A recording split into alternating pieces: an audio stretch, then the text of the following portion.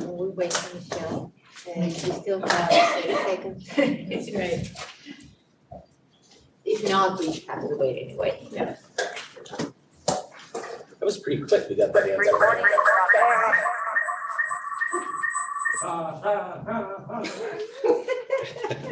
I'm like, that wasn't real. That was just John.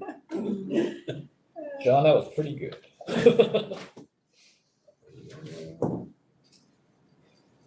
Go with audio Halloween costume. That's what we learned. So are you gonna go to the teacher recognition Yes, we study at Campbell? Yes, You're gonna go to that?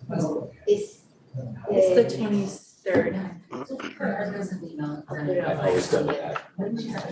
So, to the public, we're gonna wait for one more member to have quorum inside the boundaries of our town. Oh, and there she is, yay! And now we have quorum inside the boundaries of Sunnyvale. Before we start, I wanted to extend our very heartfelt congratulations and celebrations to our board member who just have one extra student for our town. Future student. Yes, a future student. That's the way how we keep up with enrollment. And other methods. One more. We've already accounted in the demographer's report. The You've already added demographer one. report, there it is. So, and that's why Aileen is not here today. So it's now 6:01 and we are calling to order this regular meeting of the Sunnyvale School District Board of Education.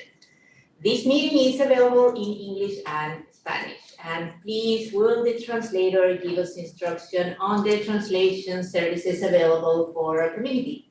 Yes, good evening, everyone. The Zoom interpretation feature will be used in the Zoom meeting for English and Spanish support. All participants on this call must select the language of preference by clicking the language and the host turns on the interpretation feature.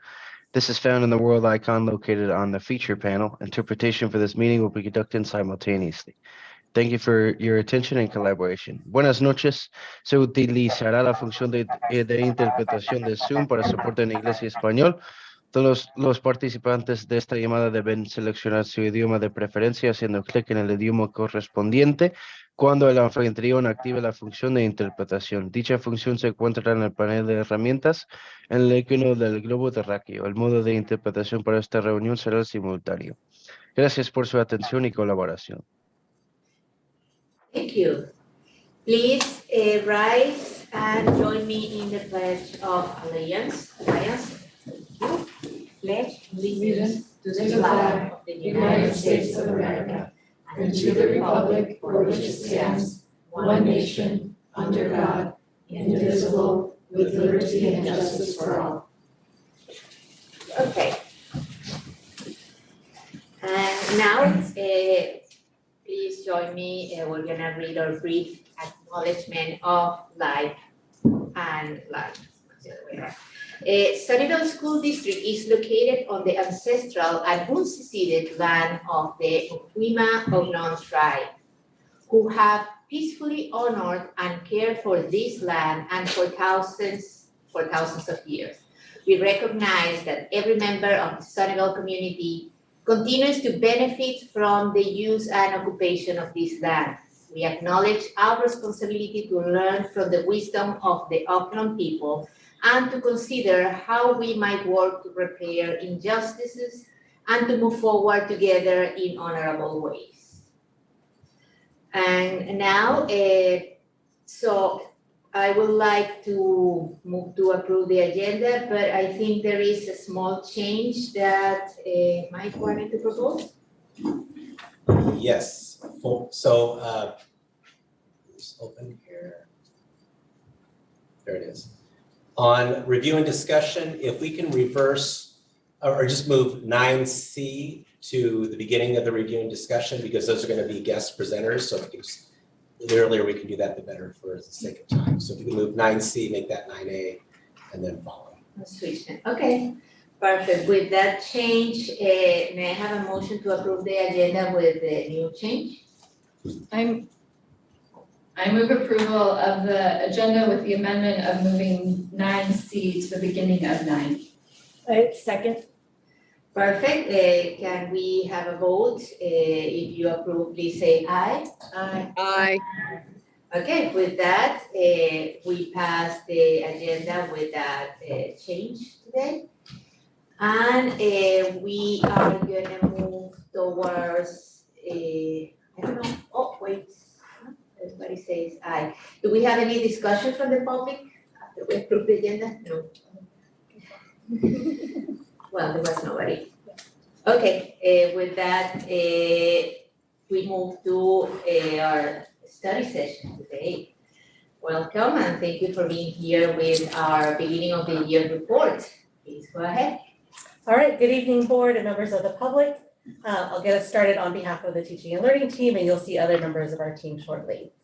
For this study session, we wanted to give a brief introduction into where we are as a team in supporting the sites. We're going to go through our academic data and most importantly, our next steps, attendance, behavior, social, emotional, cultural data, and again, importantly, our next steps, and then really give ample time for the board for discussion and asking questions.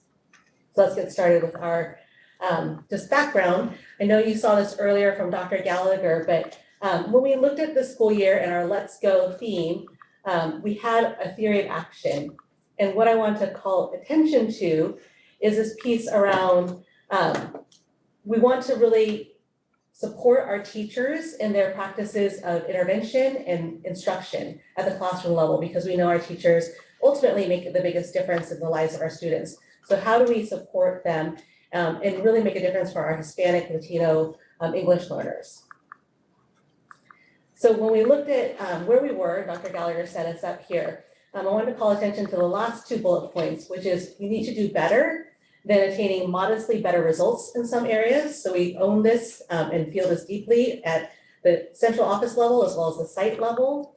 And also we need to act with urgency to attain significantly better results. So that gives us some grounding as to where we are right now. With that being said, we have some guiding questions for the board to consider, and you can take this offering, and I'm sure there are other questions that will come up for you as we go through the presentation. But what additional information might be helpful in clarifying connections and informing your next steps, or our next steps, and what direction and policies can the board provide input on that may help direct student achievement? And I know that there was a question about whether or not we're asking staff the same question, and we also are asking our staffs the same question of how can we better support you to improve student achievement. And with these guiding questions, I'm going to turn it over to John Watts to walk us through our beginning of the year data. Hello. Okay, so this is showing our CASP, our state test, that 3rd through 8th grade takes. And then I broke it into, so you can see the overall 3rd through 5th, that's how all students performed, with the greens being degrees of proficiency. And then next to it, I have 3rd through 5th English learners, and then drilling down a little bit more specifically, 3rd through 5th Hispanic English learners. So you can see that it's about similar performance between both our English learners as a whole and our Hispanic English learners there in that cohort 3rd through 5th. In 21-22, we had some modest gains, I think, to this next year, the last year that we took it, 22-23, but it's not enough. And as she said, this is like, we need more than just a year's worth of growth because these students and how far they are behind, just progressing that 1 year is not enough. And we're continuing to see, even with the progress that we're making, it's not enough and it's not fast enough. And then you can see that also how that plays out if you're a 6th through 8th grader and still an English learner, and if we have not done the best that we can with is serving them as well as we can, we see what plays out as they continue to progress, and some of those gaps widen even more. And then if you look, and I'll just really quickly kind of go back and forth so that you can see it's, so that's the math. This was ELA, back to math. So just, briefly looking at the colors overall, you're seeing that it's not a huge improvement. So we're not seeing that we are serving the groups that are our focus groups as well as we need to be by far. And then if we look at, this is NWEA is our local assessment that we do. So we take this throughout the year at different benchmark periods. This one was the current year that we're in. This is the beginning of the year in math. And so basically it is the same trend. And then in ELA, it is the same trend again. So the reason that I'm not showing here, you'll notice with the local assessments, we do assess kinder, first and second grade also. But I omitted it from this graph because we made quite a drastic shift in how we're assessing them, the protocol, and kind of our focus with primary literacy. So, and that's why I'm not displaying it yet here because we're still kind of looking at how this changes and really how I can put together a good story to see what the impact is of these shifts. So we've only gone one, we just closed our first beginning of the year assessment window. And so she's going to talk a little bit more about what those shifts are, but I'm really hopeful that this is the right way that we're moving. And we're going to be finding some of these gaps that we had not previously identified at all. And already with the initial data that I'm looking at, we're finding huge measures of, I guess, accuracy in identifying problems that we knew might have existed, but we couldn't name this is what it was. And I think that's going to play out a lot, and hopefully we'll be able to, what we learn with kinder, first and second this year, I'm hoping that we would be able to expand that and use that also to apply to our upper grades and find the same patterns.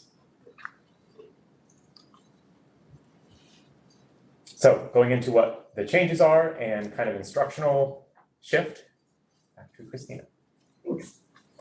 Thanks, John.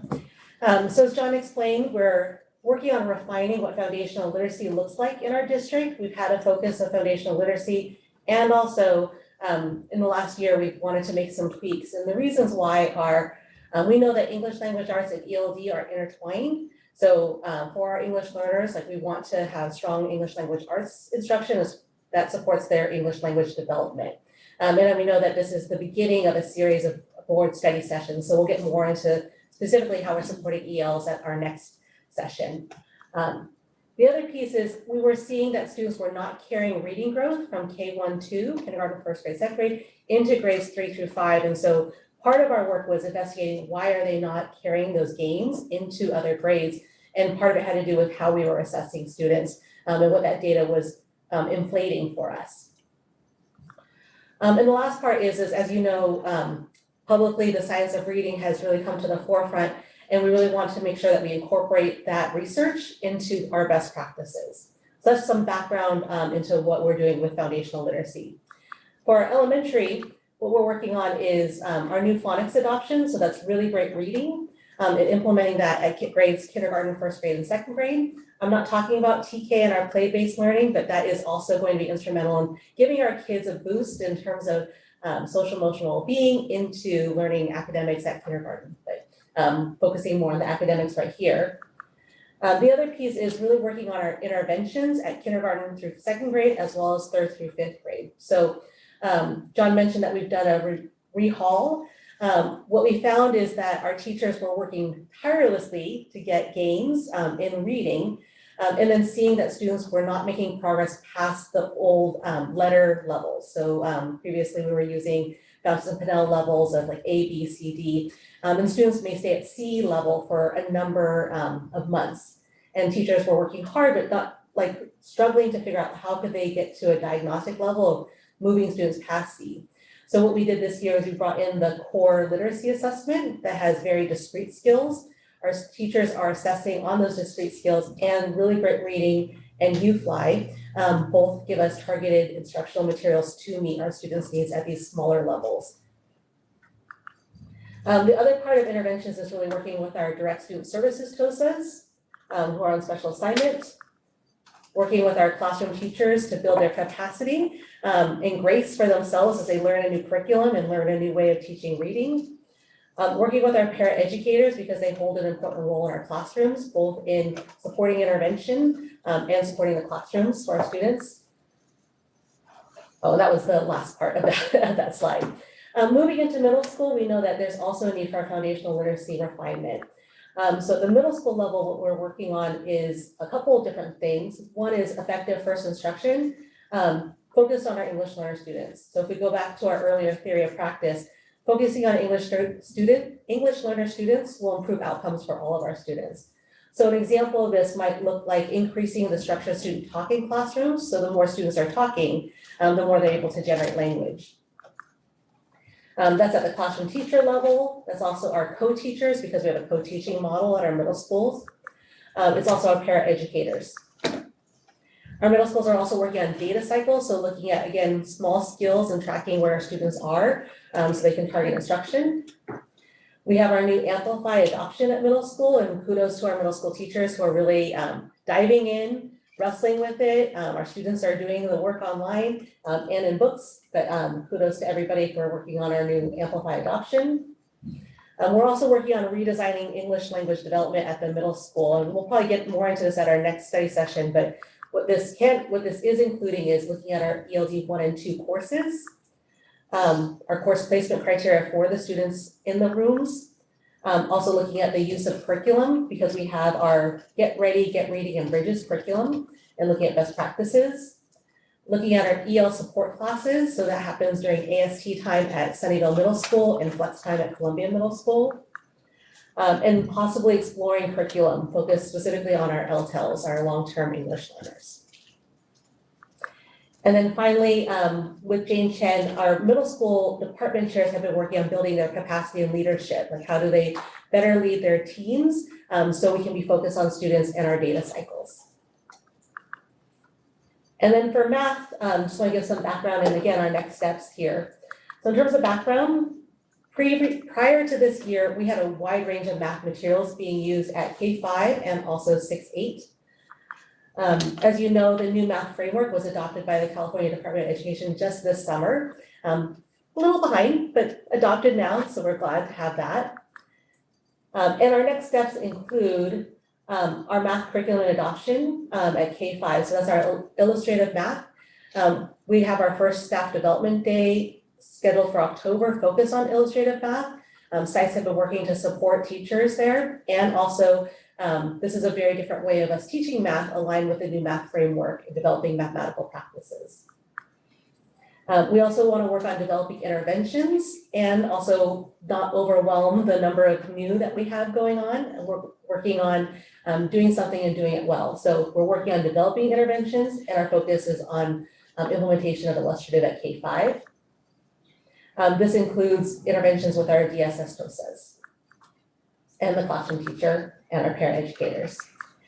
And then at the middle school, we're looking to begin a math pilot because this is another place where we have several different curriculums used at different grade levels and for different courses. And then our professional development days for the math departments are focused on mathematical discourse. So working on, again, structured student discourse, so students are talking about math and really exploring the foundations of the mathematical conceptual framework there. And then again, Jane's working with developing leadership skills with our math department chairs. Finally, this is a slide that talks about supporting our sites with academic gains, but it also leads into our social, emotional, cultural pieces and attendance and behavior. But really as a central office, we've really been working on supporting our principals so that they can lead this work at the site level. So what this looks like is our principals and assistant principals have personal learning plans for themselves. There's a principal support team, also affectionately known as Run TMC, Mike, Tasha, Christina. There's also the work with Tracy Benson around anti-racist coaching and rapid data cycles. We're also working with Santa Cruz Silicon Valley New Teacher Project on the walkthroughs and how do we see things in the classroom and how do we give feedback. And we're also tying that into a book read that we're doing as an instructional leadership team around compassionate leadership. And then finally, like, we keep working on how do we work as a central office to support the school sites so that the school sites can be focused on instruction. At the site level, we know that instructional leadership is second only to the classroom instruction in terms of academic gains or what the experience is for our students. And so at the site level, our principals are working on developing their instructional leadership, further developing. This is an ongoing process for everybody. They've also been working tirelessly on updating their data teams or PLCs, professional learning communities. And that's reflection around that rapid data cycle. How are they collecting data so that they can track students in their growth faster and also intervene more quickly? And then another piece that's connected to this at the site level is focusing on the classroom walkthroughs and providing formative feedback to staff, like both what's working well and also wonderings about what they want to change and do next. All right, with that, I'm going to turn it over to Dr. Dean.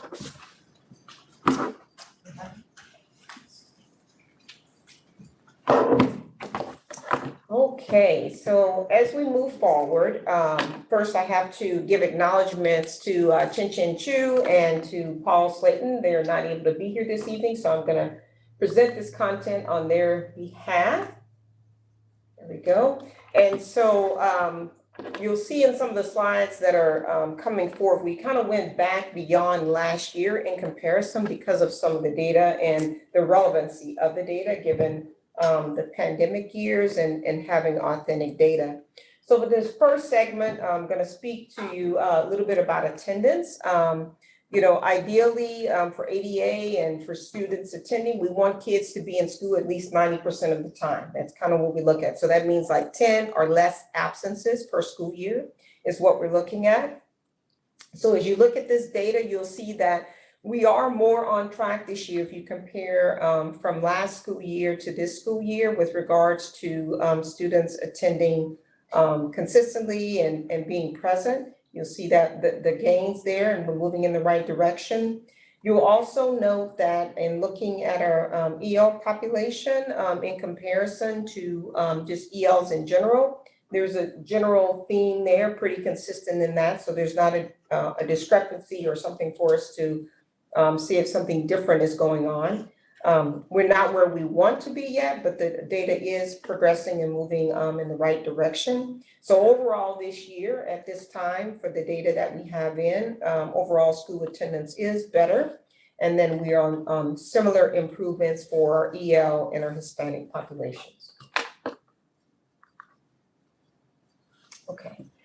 This is kind of re-summarizing some of these items and kind of what have we been doing. So one of the things we did this year in support with Paul and Sharmila, who kind of developed a brochure this year that went out to all the schools and families.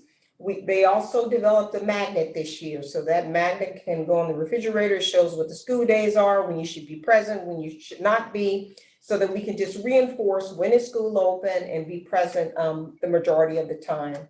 Also sending messages to the sites so that principals can push those out to their communities, just being consistent with the messaging and parts of school. The nurses are also trying to reinforce that in their practices around if a child's not feeling well and when is it okay still to be at school. And so coming out of the pandemic, we kind of aired all the way on the far side, I guess you could say, with regards to when you should be at school. And so we're trying to balance that out right now. So we're hitting it a little bit more right. In addition to that, we continue to work with our student attendance teams at the site, which is a sub-team or a dedicated team at most sites as a part of the MTSS site program at each of the sites, so we can continue to monitor what's happening and what's going on when students are not present. But even more importantly, celebrating, especially for a student who has been absent, celebrating when they are present. So that's a big part of that. We continue to coordinate and work with our truancy court through the County Office of Ed and the protective services, just to kind of reinforce the practices that we have for our families.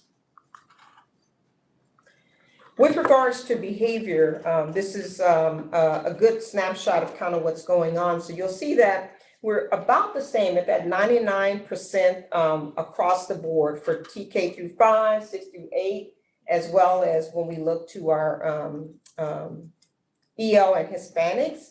And so just want to kind of describe this data just a little bit. So this data comes from our Swiss database system and feeds in. And so this is our typical behavior data. But when we have students who have more significant behavioral needs, they are not being dumped into this data pool here because now they have a dedicated team, they have dedicated case management. In addition to that, some of these students might be in special education. And so through their IEP plans, that's being progress monitored through there. So some of their data is in here, but not the significant portion of it. So I just kind of wanted to outline that exception. And I thought it would be good here just to kind of give you a sense of what the staff are reporting out as it relates to students who have behavioral needs. Sometimes we get kids in and we know nothing about them, right? And then we got to get them into a classroom. And I just want to kind of highlight one situation we had at Ellis Elementary School where we had a student come in, hadn't really been to school in ever and was much older. So they had to know what is a school, how to do school, and so the team just really pulled together there. And I think the celebration that I want to emphasize here is we went for a student who came to us with special needs, was placed into a special day classroom, and from there, with the additional supports and resources throughout the year, was able to transition from that SDC back to a general education classroom. And so I just want to highlight that because there's many stories out there like that that help to support the work and the behavioral needs that our students and families need. So just wanted to highlight that. With regards to suspensions, we went back a year just to kind of want to see where were we prior to the pandemic, because kind of the data in between, it's there, but it's quite an equal match, if you will. So we went back into 18-19 in comparison.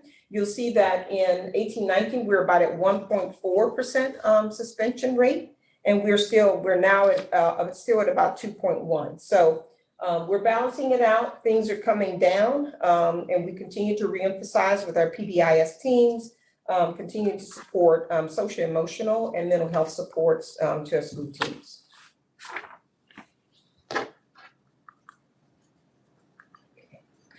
So where are we headed? With regards to behavior, definitely continue doing the things that we've been doing. One thing that has popped up is really how to more effectively integrate our social, emotional supports throughout the day and also targeted, especially at our early learning years. So our pre-K, our TK, and our Ks, just really jump-starting that support for them. Continue to expand upon our restorative practices as appropriate, site by site, and just kind of continuing to develop those skills. We were identified last year for differentiated assistance. The team has done really good work around that. And what to do, what we need to do. I think they have one more meeting around this. And so we hope to not be in this classification as we round out this school year. And our teams continue to refine our MTSS processes. So we're actually in the midst of that right now, developing just how to make that system more efficient so that we are more effective at utilizing it so that students are actually getting what they need as rapidly as possible. So that's where we're headed with some of those supports. So with our McKinney-Vento families, last year was an unprecedented year. I've been here, I'm going to my 11th year, and we have never had as many families as what we had last year. It was quite a new, or like we were just like dumbfounded by it, like what happened, right? But want to definitely send congrats to the team for really focusing on that. I think our collaboration with student support services and enrollment just to really identify students and families as soon as possible. And then we kind of have streamlined our plan. We know what to do. We're efficient with that. There's case management for students at each site in support with the social worker team. And so just kind of looking at the numbers in last year, we were at 49. We're down to about 37 now. Same time last year? Well, I looked at the whole year and kind of where we are right now. So I don't know where we'll end this year, but looking at where we are right now, that's kind of where we are. And in the 22-23 school year, I think we started at about 65 families. So we were pretty significant to start the year last school year. Just wanted to kind of read, just to kind of give you a vignette of, I think one of the questions you asked was kind of like, what's happening and kind of what we're doing. So I'm just going to take a moment, if that's okay, just to kind of read this. This year, we've had a parent with 3 children enrolled in grades kinder through 5. Because of our historic work with school social workers, sighted men in the family, we have a fairly solid understanding of the needs of the family has faced over the years. Because of enrollment, one student needed to start the year at a homeschool, the other 2 attending at a previous site. The parent has begun to face employment concerns, and given the severity of the situation, we were able to move the student back to the current school so that all siblings would be able to be at one school site. In addition to that, we were able to provide temporary transportation so the parent was able to not have concerns and also be able to find new employment. This is an example of what we really want at all of our schools, which is a no wrong door concept, so that we have multiple departments and supports working at wherever students are, so that the family gets what they need and students get what they need. So I just wanted to kind of share that, and there's multiple of those from last school year. With regards to our social, emotional, and cultural learning, I think we're on track. The data kind of supports that. In looking at that, we definitely have more students that are feeling that they have what they need to be successful than not. So to me, that's a positive for certain. Data is still rolling in for this school year with regards to socio-emotional learning for our students. And this is an area we continue to refine. And I think you as a board have also asked, just kind of, being able to get more intimate around this data. And that's one of the things we plan to do as we move forward. And we are also hopeful through our strategic planning process that this will be an area where we're really able to capture voices on a much deeper level than we have in several years. So we're going to be excited about that.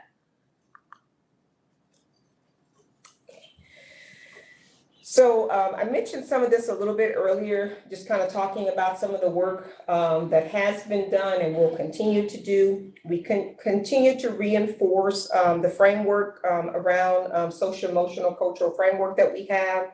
We continue to provide professional development around this.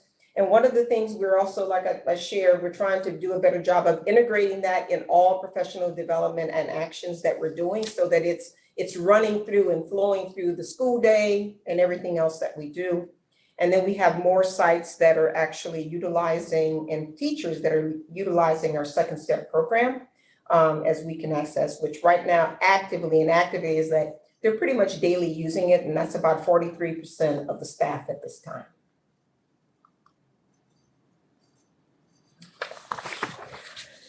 Okay, kind of round this out a little bit with the socio-emotional, continue to support the process of our culture climate teams or PBIS team or a blend of the two depending on the site, but continuing to support this as it's a core of what we do and critical for academic performance for our students, continuing to utilize best practices as I've shared, and just continuing to provide toolkits and supports to staff so they don't have to think about it. There's something there for them to use with students on an ongoing basis.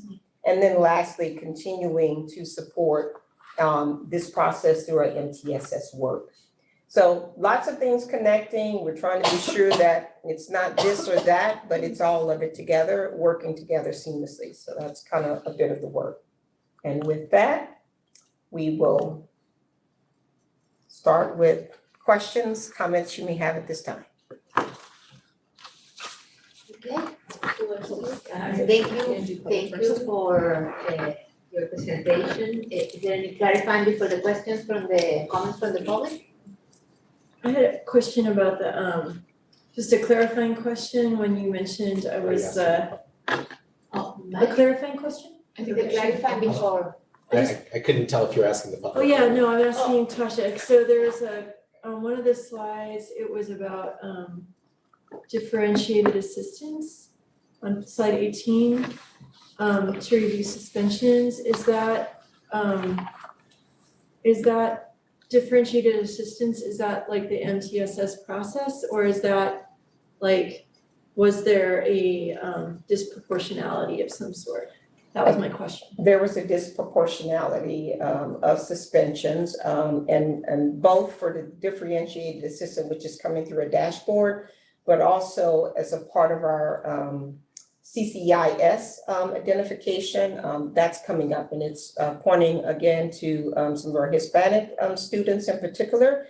And so just forcing us and pushing us harder to be more cognizant of that support. So that's a classification that has come to us from the state.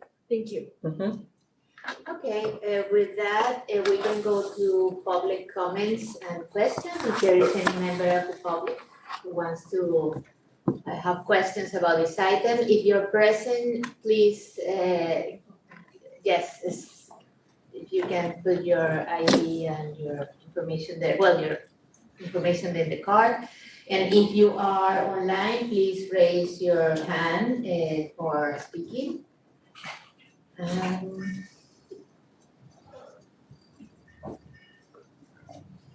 Brewster. We're gonna wait for a minute. Thank you, Brewster. There's an online hand. Yes, we have online hands and we have, well, do we start online this time? Well, you might as well, because she's ready. Yes. Okay, so now it's time for a public comment on this study section and this particular item.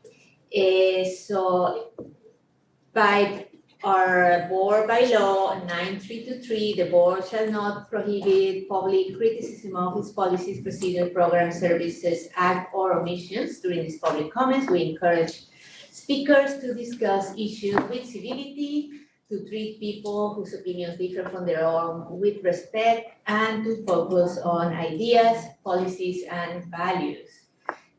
So we normally have 3 minutes per person, unless we have bigger crowd, but I think, yeah, they're limiting this session to 20 minutes in total.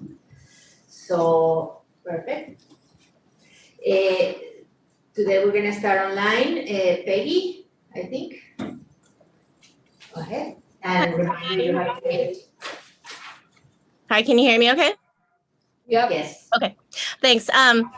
Thank you so much for this presentation. It's really interesting to see it all laid out like this. I've been hearing, I'm just wondering what you've been hearing from teachers in terms of the Let's Go motto. I've been hearing very informally from a bunch of teachers that I've been talking to, that it's kind of like, it feels like they're kind of on the spot, and I really recognize that feeling, you know, from being a teacher at Mountain View, like, you know, kind of being a little bit anxious about, you know, being just walked in on all the time, and just, you know, the accountability aspect. So I'm wondering what kind of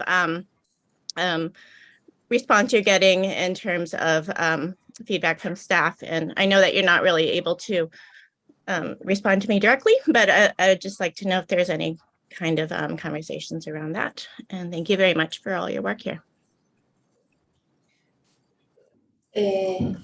Okay, thank you for your comment. And we also need to identify, I forgot about that. Well, we know Peggy, but can you please remind us of your full name and the school, your school alliance? Affiliation, sorry. Well, we can do that next time. I already removed your permission to talk. Oh, Next okay, time. sorry about that. And do we have anyone online? Yes? That was it. Huh? That was it. Oh, that was it. Okay, perfect. So now please come to the podium.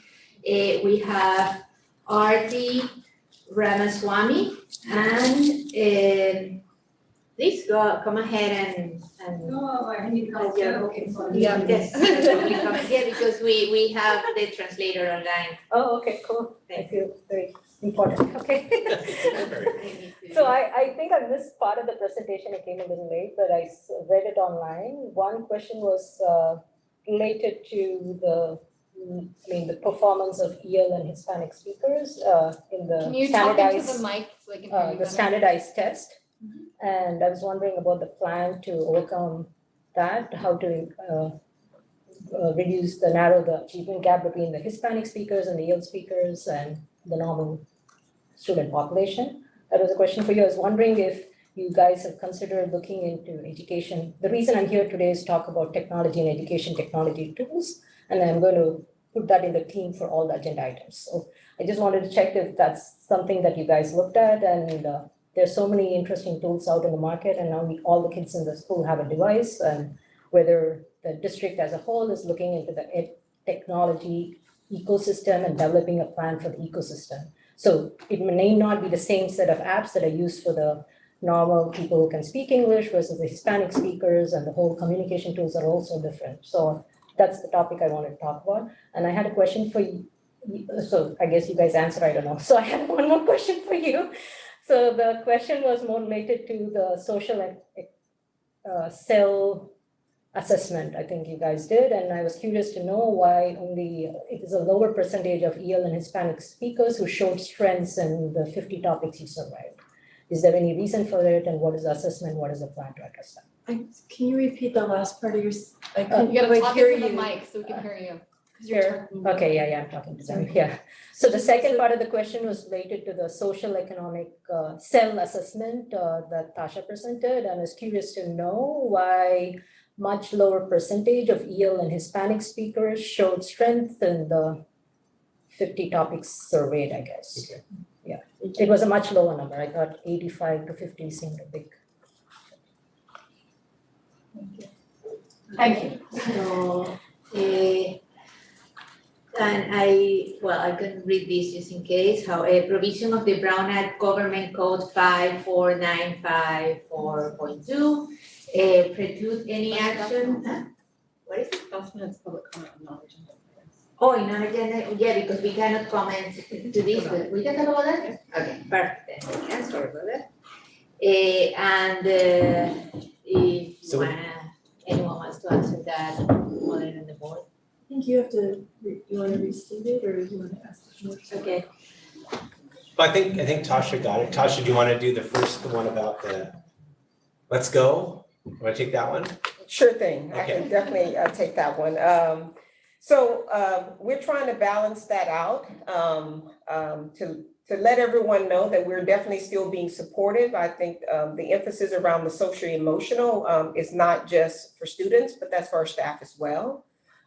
It's definitely, how can I say it is new behavior for us in Sunnyvale. Like we are a nice district. I talk to Dr. Gallagher about this all the time, and we're still a nice district, but now we're gonna be warm demanders a little bit more often, and that is creating some discomfort. I will not say it's not, but we are addressing it case by case, classroom by classroom, campus by campus, through the supports that we're providing, but also that when staff are coming to us with concerns that they have or challenges that they're having, we're trying to be very responsive and turning around.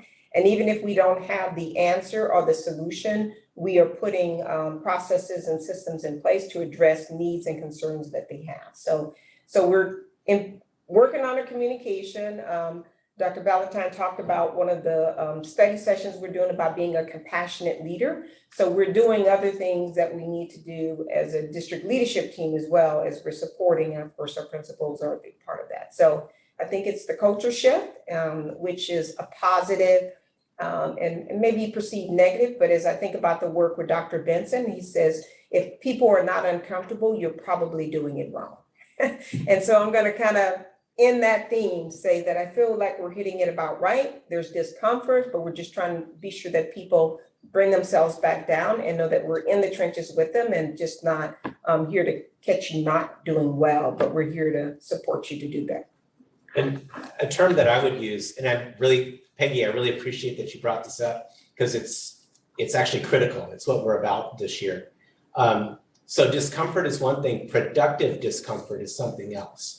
So like that's a term that works for me. I'm uncomfortable with, or I have discomfort about the data I just saw. And I have discomfort about it's my responsibility to move that data. But then I also need to get support and I feel supported. So that's the rub. We don't want people to feel discomfort to the point that they are less productive. We want them to feel a productive discomfort. So I really appreciate that. Bridget?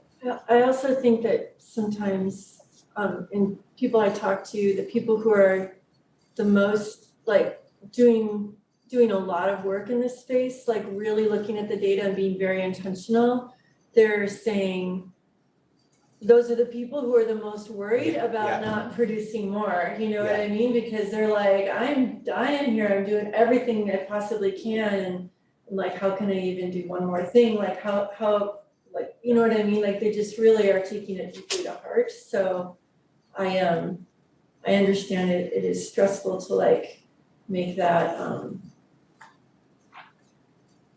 you know, make the moral mandate of looking at this data really carefully, making that more visible and just talking about it, like it's a problem, you know. Yeah, so I wonder also about when I visit places like San Miguel, I remember talking with the doctors there. Mm-hmm. And one of the things they were telling me, like, well, we have these kids who after all this year, they're still behind. And then we were feeling very bummed about it, but then we realized that they didn't just move forward 1 year, they moved 2 years in one. They were just too behind before. So so there is also some movement towards the right place, but the need is too big. So with that in mind, that there are, you know, bright spots, how are we assessing the interventions and the doses? Do we need more, less? Are they working? Do we have the right amount? We need more. Are they not working? We need less. Like, how are we working with that?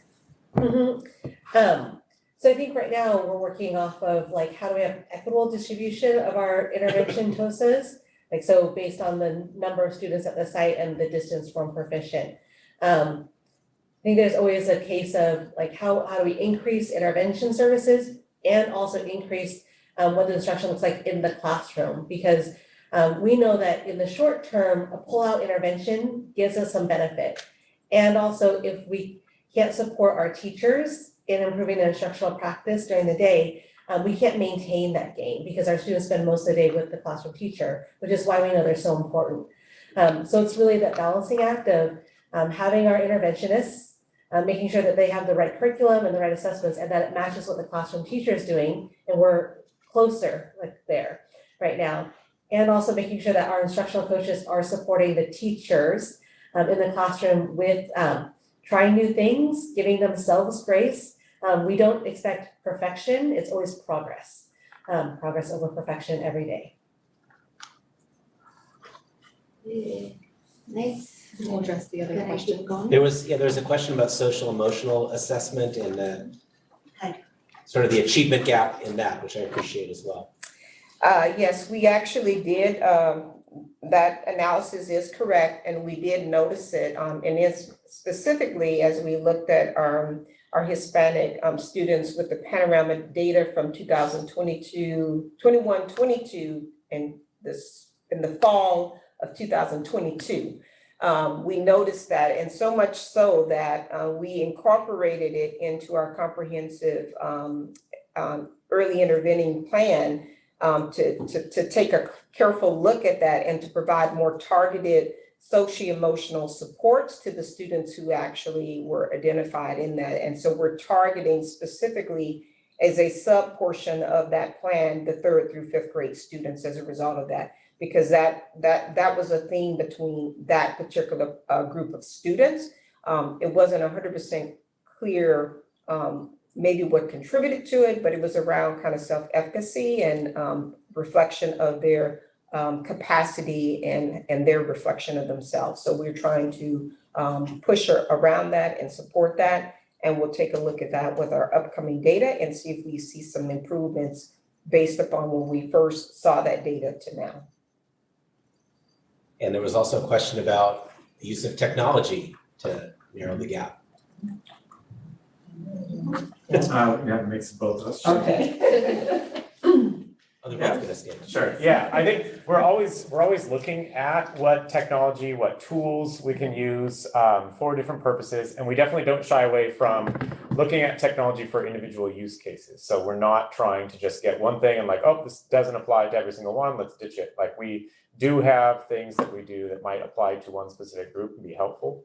I know that one thing that we were doing, I think Jeremy, you can chime in too, with I think English learners in the middle school. I know that there was some movement there about providing iPads, and then also looking at like what would be putting some structure to it. So if we have an English learner that has not been reclassified in middle school, what additional tools could we provide? Yes, I think we're maintaining our infrastructure that we have with the Chromebook one-to-one in the middle school, Chromebooks in the upper grades in the elementary, and iPads. And so then it's just really working with the instructional teaching and learning side to kind of hone the number of apps that we're doing. Because I think we had that conversation several years ago with the tech plan and the right amount of offerings. And so we're just trying to find the right amount of not having so many tools that are overwhelming, and then being able to provide training on an ongoing basis so the teachers know how to utilize those instructional tools in order to get the instructional outcomes for the groups that we're talking about. So I think we are aware of trying out those different tools just within the infrastructure that we already have in place, and then always trying to stay one step ahead and providing the tools, but in an appropriate manner where we have the appropriate data sharing agreements with the company. It's sustainable. We have licensing. There's a lot of back-end support that we need to do as well. So that's kind of an ongoing component that's within our infrastructure now. So I think we're hitting it just right, but again, we're not done because it's kind of an ongoing. And some of the ideas and the things that we try out come from like smaller use cases or success cases that we'll find in a school. So I don't know who or where it kind of started. I know there was a couple examples at Ellis that I helped out, like with the coach that was there, Morel. She had a newcomer that was in a classroom. She found out, I think through doing our using NWA as a screener, we have a Spanish version. And so they did a quick assessment to see what kind of literacy the student had in their home language. And it turned out that they had a pretty good background in Spanish. And so we were able, in a grade level that normally doesn't have iPads, we were able to get an iPad for that student and then set it up with Google Translate so that at least in this transitional stage, they can be following along in the textbook. Because if you haven't used Google Translate recently, like I just got back a while ago from another country where I was constantly holding my phone up, looking at everything as it live translates, which is pretty neat. So this student was able to hold the iPad over the textbook, like a dense history textbook, and still be able to consume the content and still participate. And then on the other side, they were writing full-on essays and actually participating, hitting the standards, understanding, comprehension, writing what they were understanding in the social studies lesson, turned in the paper, and the teacher also used the iPad to translate it to English and see what they wrote. And then this is where I had the conversation, because I only had a brief interaction where she was asking hey, this is a possibility, how would we kind of set this up? And then afterwards I debriefed with her and she was sharing this story. And she's like, it was really cool because had we not had this, had we not had that interaction and just tried that out, I'd have no clue that they had all this background and they were able to read, comprehend, and write a really, really good article about what they had read. So she's like, I totally see the skills are all there, which is what we want to see. We want to see what are their strengths. Let's bridge as much as we can while they're still developing the language without being, a tool that, because we don't want to just put them on. I know a tendency sometimes if you don't know other tools, it's let's just stick them on Duolingo or this app, which is not as beneficial as, no, how can we bridge to still be included in the conversation, in the curriculum, right there in the classroom, and hitting the same standards. And so that's a small example. But once we find something like that, then the conversation comes where we're okay, so how could maybe this is something that we do when we get a new student, okay, we assess the language. So we're trying to systematize some of this so we can think more strategically and it's not just a one-off. And we get lucky because this one person comes up with the idea or something. We want to think, okay, that was successful. How can we just make that across the board something that we do? So I feel like we're constantly trying to kind of build out that toolkit. So I'm watching the time for you. You want to be done by 7 and Yes, Fayette and then Nancy. Oh, Nancy, you wanna talk? Do you have a question? So two things. Thing number one was, what can you do to help the board learn more. And what struck me is that you're doing some seminal reading around compassionate leadership. It would be very helpful if you shared what it was that you were reading with the board so that we could adopt that same or understand that same mindset so that we're echoing what it is that we understand it enough that we can echo it when we're having conversations, not only among ourselves, but with district staff and with other leaders in the district moving around and visiting sites. Number two, I read an article that I sent off to Dr. Gallagher about dual immersion students and the challenges that they have. What strikes me that's applicable to this is echoing off of what just happened. We really need to drive down home and know what our students know so that we can work off those strengths. I imagine, and it was echoed in this article, that it is extremely frustrating for kids who are at higher grade levels to be able to engage in conversation because they don't have the academic language that they need in order to be able to hit those key moments. And I think that instead of making academic language a challenge, we should make it more visible, not only for students, but for parents as well. If you don't know where you're going, how do you know when you get there? So that would be something that I would like to see more visible and communicated to families and parents to help bridge that gap of how good is good enough? What is it that I need to know? What key words, what key concepts, so I can continue to move forward. And those key concepts could equally be translated into home language so that there's clarity in conversation, and that it's not as much of a mystery or a challenge of English language acquisition and academic success. I didn't hear a question. Yeah. So I'd like to piggyback on what Nancy was saying about family engagement. I really think that,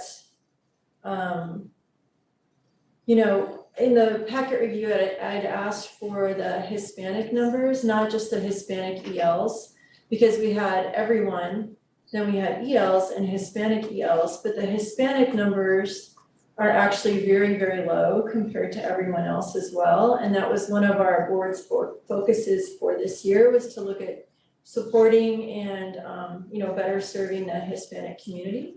So, for Nancy, since I've been on the board, you've been asking for website or standardized, understanding of academic language and practices that we see other districts have. So, I appreciate that. I hear that from you annually. I think that would be a great idea into looking into that. But I also think that the back to school nights and the parent-teacher conferences, some schools were prioritize the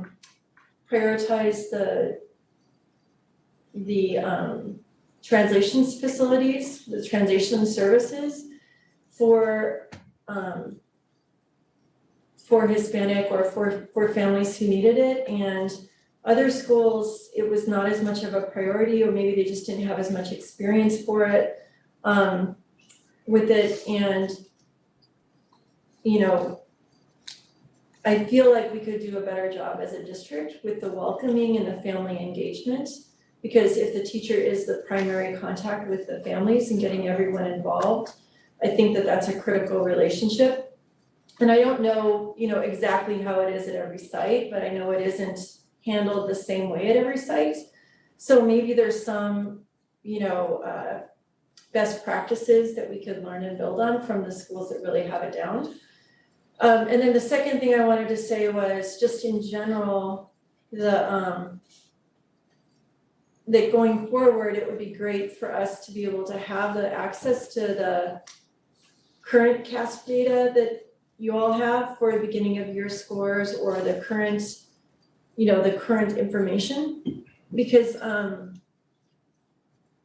I know that those families were all sent that data over the summer. And if we go onto the CASP website now, the only data that the public can see is from 2 years ago. So like, we don't even have the numbers that the families got over the summer of how their student was performing. So that would be an ask for me. And then the third ask would be about just Hispanic in general. I think that ought to be a category that we follow and track. Okay.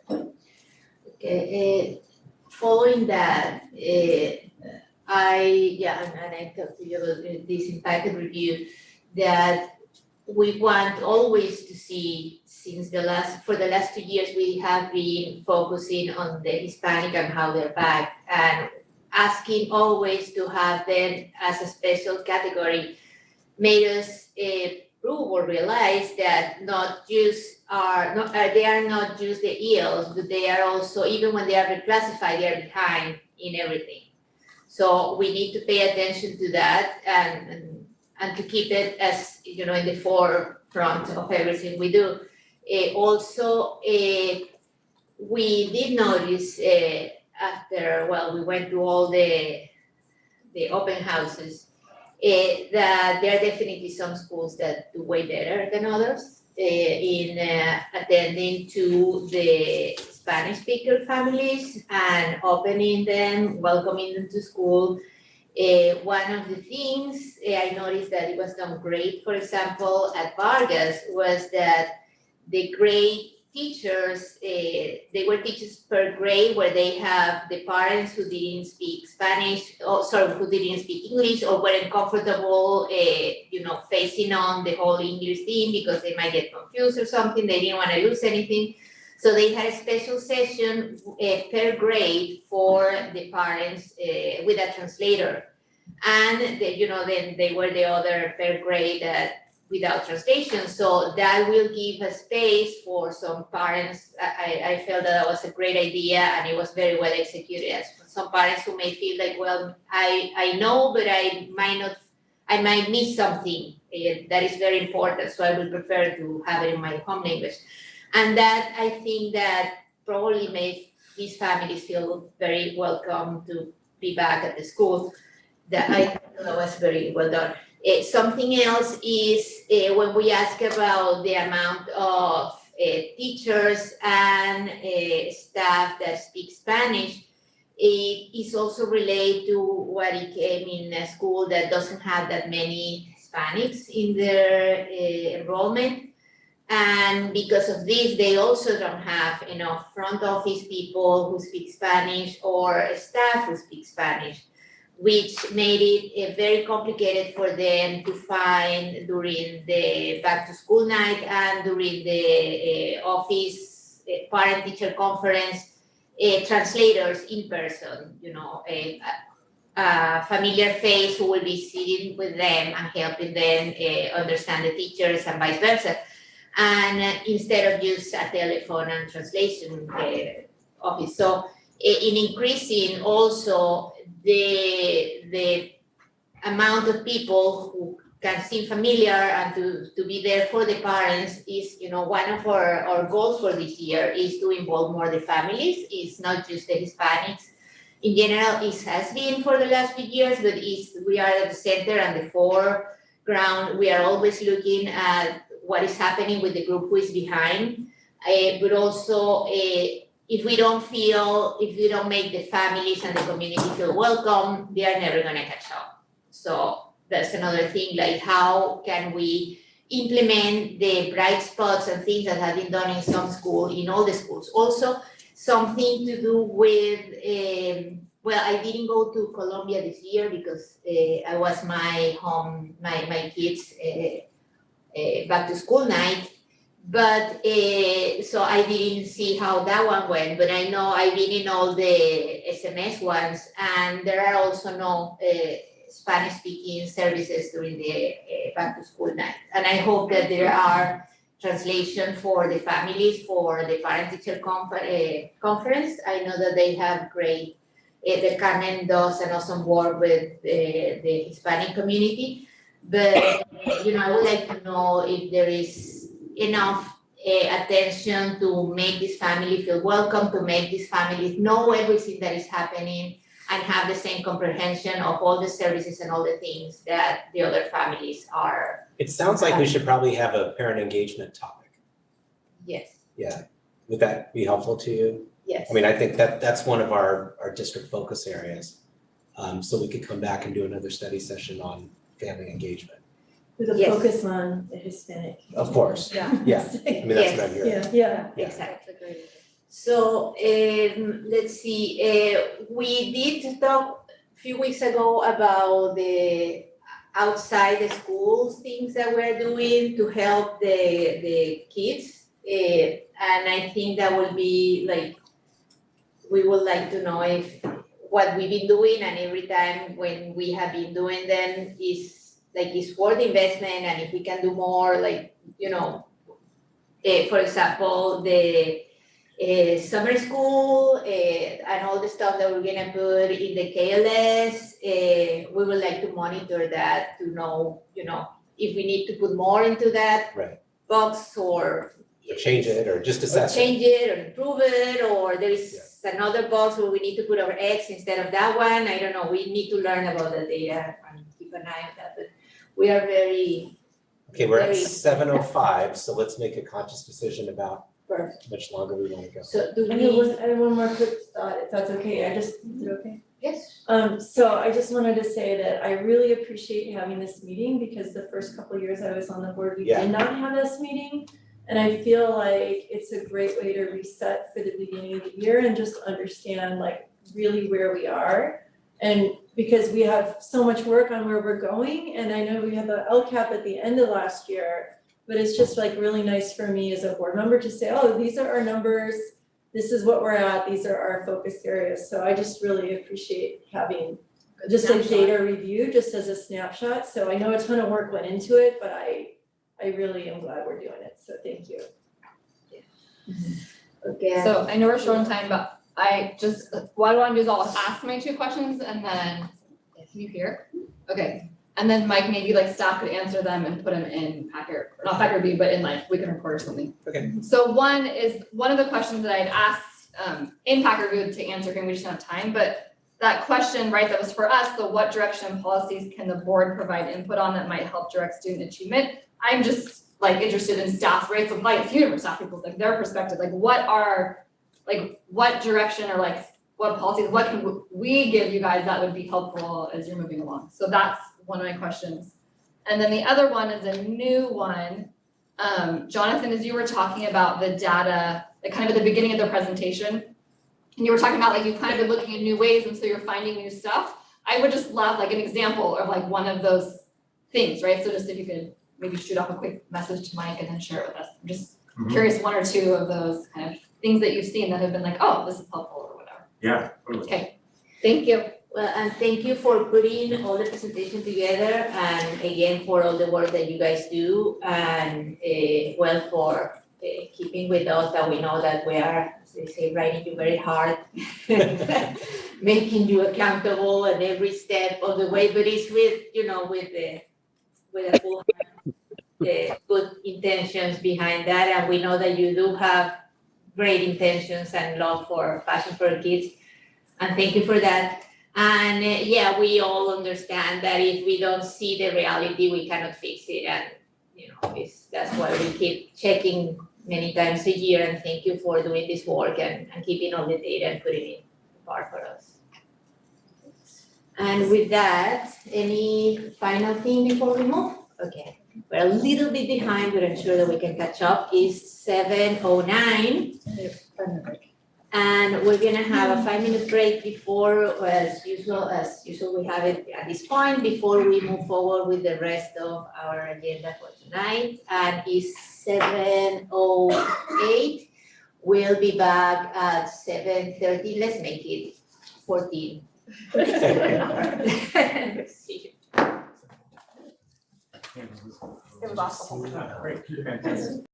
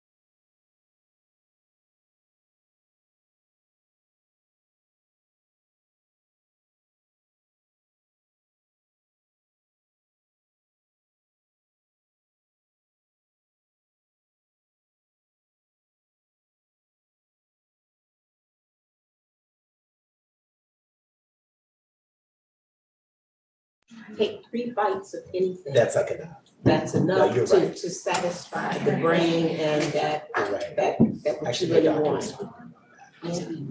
The first 3 bites are critical, like if you love it, you Just take the go first straight. 3, eat the first 3, really savor them, and then just eat it alone. Just saying, if you can savor the first few bites, then you don't have to You eat won't, more. you, that craving and that satisfaction, you'll get it, and you'll be satisfied. Fingers crossed. Unless the dessert is like so good and you're just like, I need like 5 meals and I'm sick. I was really looking forward to Eileen's cake. I was too when you described it. Ooh, and like, can't we still have it? Another day, another When day. Eileen's here. We'll wait for it. Well, it's here already. Yeah, right. We just I drove to ordered Alameda twice. to- Okay, It's gonna be it is 7:14.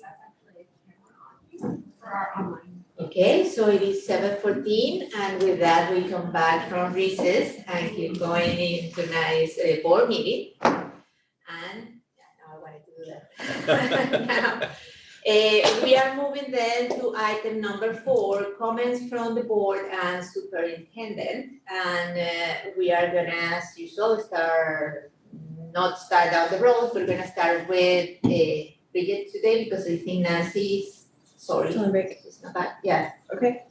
So, yeah, I had a couple of announcements. I sent in my activities to Jesus, but, basically, for SCCSBA for trustees, this Friday, there's 11:30, there's the lunch at Aki in Cupertino, if you wanna do some networking. Also, the Legislative Action Committee sent out their survey, so they're asking all trustees to fill it out just from their personal perspective, because we're trying to establish the goals for this year for the legislative goals and priorities for SCCSBA. And then, we're confirmed we are gonna have a Region 5 and Region 20 mixer at AEC on the 30th. Time is TBD. Also, I did go to the wellness committee and there was some pretty cool stuff happening in general. There's a ton of gardening going on, the after-school programs have started kicking off. And the 4th and 5th grade disc golf group from Fairwood, Joe Gaben came and gave a talk about that, and there may be more disc golf happening at different recesses and things all around the district. But also student nutrition was there, and Armando was there introducing us to one of their new supervisors or managers. And basically, he was saying that they're interested in doing more, they're trying to do more scratch cooking, and that they're interested in providing supplies to schools that have gardens, if anyone's interested in planting things that they would then use. They would then purchase them from the classrooms. So they're interested in working with the schools that way. And they're also saying that they're gonna there is a way for staff to set up accounts so they don't have to order from DoorDash, they can just order from the school cafeteria. So if they set up an account, there's a way for them to buy lunch again this year. And then they also mentioned that they're gonna be, once they get the staffing that they needed, they're gonna start producing rotisserie chickens at CMS and SMS, just like Costco, and then it'll go out to all the other campuses. So like there's Costco style chicken. And then we went to, the other highlight for me just was that Isabel and I went out and did a staff site visit to Bishop, where we saw an assembly and there was a ton of joy there. There was teaching, there was singing, there was school chanting. They did this whole video all about uniqueness and belonging and children revealing their superpowers, like basically what makes them unique. And this one little girl was so cute. She was like, "And it's a huge secret, don't tell anyone I can fly." She's like on this big video telling the whole school, "Don't tell anybody." Like, I thought that was pretty cute. And then the other thing that we came away with that though is that with a lot of their newcomers, especially the students who came at the end of last year, there is a need for bilingual counseling. And that they don't have any bilingual counselors there this year, that the CHAC interns are not multilingual. And so they're patching things together with the community, but that was expressed as something that would support their students from the trauma they had from the getting here. But in general, once they're here, it's a love fest, so that's good. So anyway, that's it. Let's go back to Nancy, she's here now. Hello. Yes, hello. I wanted to share that I've been doing a lot of reading. I'll share out with you the article that I had forwarded to Dr. Gallagher, that's from Psychology Today. I thought it was very good. I am focused in on schooling experience from a different perspective. It's my 50th high school class reunion this weekend, and I get to do a school tour. And I'm really excited about seeing my campus from how I remembered it 50 years ago and what it's like now. So that will be a very interesting site experience for me, in addition to connecting and just really reviewing about all the assets that people have and all the excitingness that can happen after we all reach adulthood. We're not in all that teenage angst and competition anymore. So I'm looking forward to making some new friends in addition with connecting with old friends. So thank you. Thank you. So first, I just want to share that I was able to go to one of the author visits to Jerry Craft today. And it was fun. My kids both got to see him yesterday at 2 different schools, and then I saw him today over at Columbia. And my kids had great things to say, and he really did do a great job. And just, I know, like, Rachel puts in a lot of time to like get those author visits, and it's great to like hit multiple schools. And the kids it was 6th graders day, right? The kids were excited, and anyone who wanted to sign, he stayed like after and was signing books, and it was just a fun, great event. This is just a community event that hasn't been around for a while, but it's back after COVID. It's the Firefighter Pancake Breakfast. That's always a fun event. Like when my kids were little, you get to like use the fire hose, go up the tower, go on a fire truck ride. So that's Saturday, October 14th at the big station. It's in the morning, the big one across from whatever that, not Home Depot. Lowe's, thank you. And then last thing, just to mention for board related to the school site visits, there are a couple this fall that just have one board member on it. And so Isabel and Nancy, if either of you want to fill in those spots, we'll give you guys maybe like a day or two. If you want to fill them in, great. If not, then Bridget and I will just do a whole bunch this fall and less in the spring for people to do it. But just wanted to like throw that out there for the 2 of you. If you guys want to fill in, if not, then we'll fill those up, and that's all I have. Okay, good. Thank you for putting the new specifications also for the site visit. Well, it has been a very busy couple of weeks. The big one, of course, last week was the first part of the California Latino School Board Association conference. At least we started it, and it got a little bit boycotted, so we had to postpone most of it.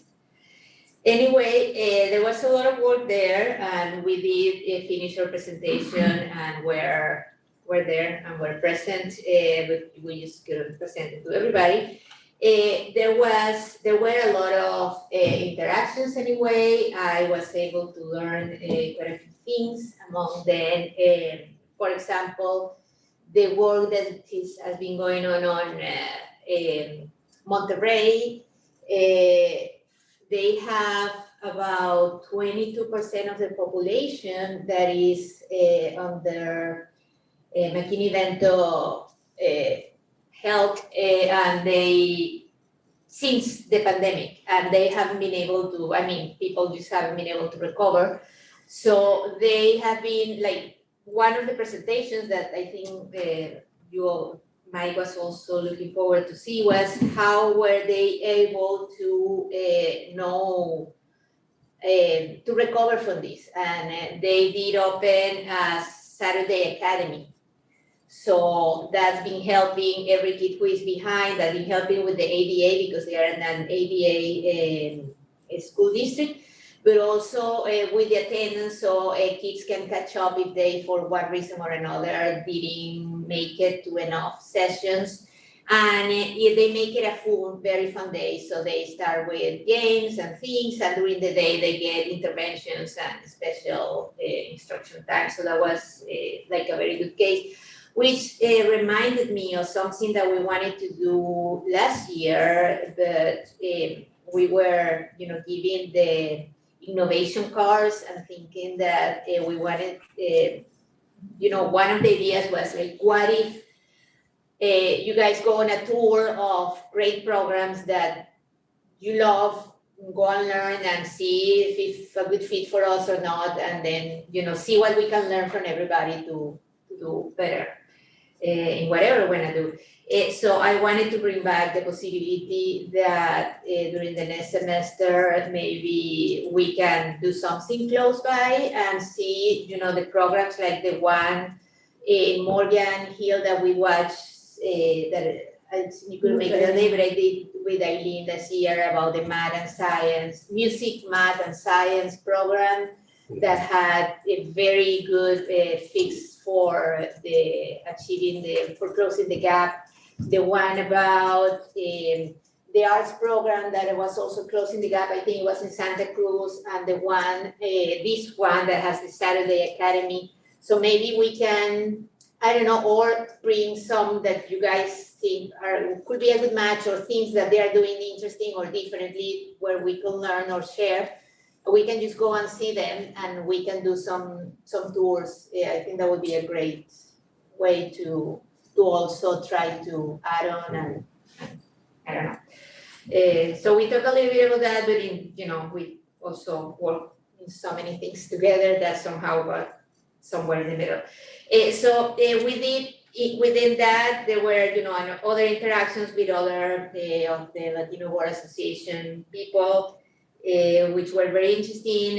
Was the talk with Dolores Fuentes in the evening. Dolores Huerta in the evening, and it was great. She had a very to the point speech about about expulsions and the disproportionate expulsion of Latino kids in many districts, and how they've been fighting that. As we were talking today a little bit about that, and the disproportionate representation of Latino kids in other districts, and how they are working on that and bring a spotlight on that. So that was, pretty much a very intense weekend. Something else that happened, we went to the opening of the City Hall.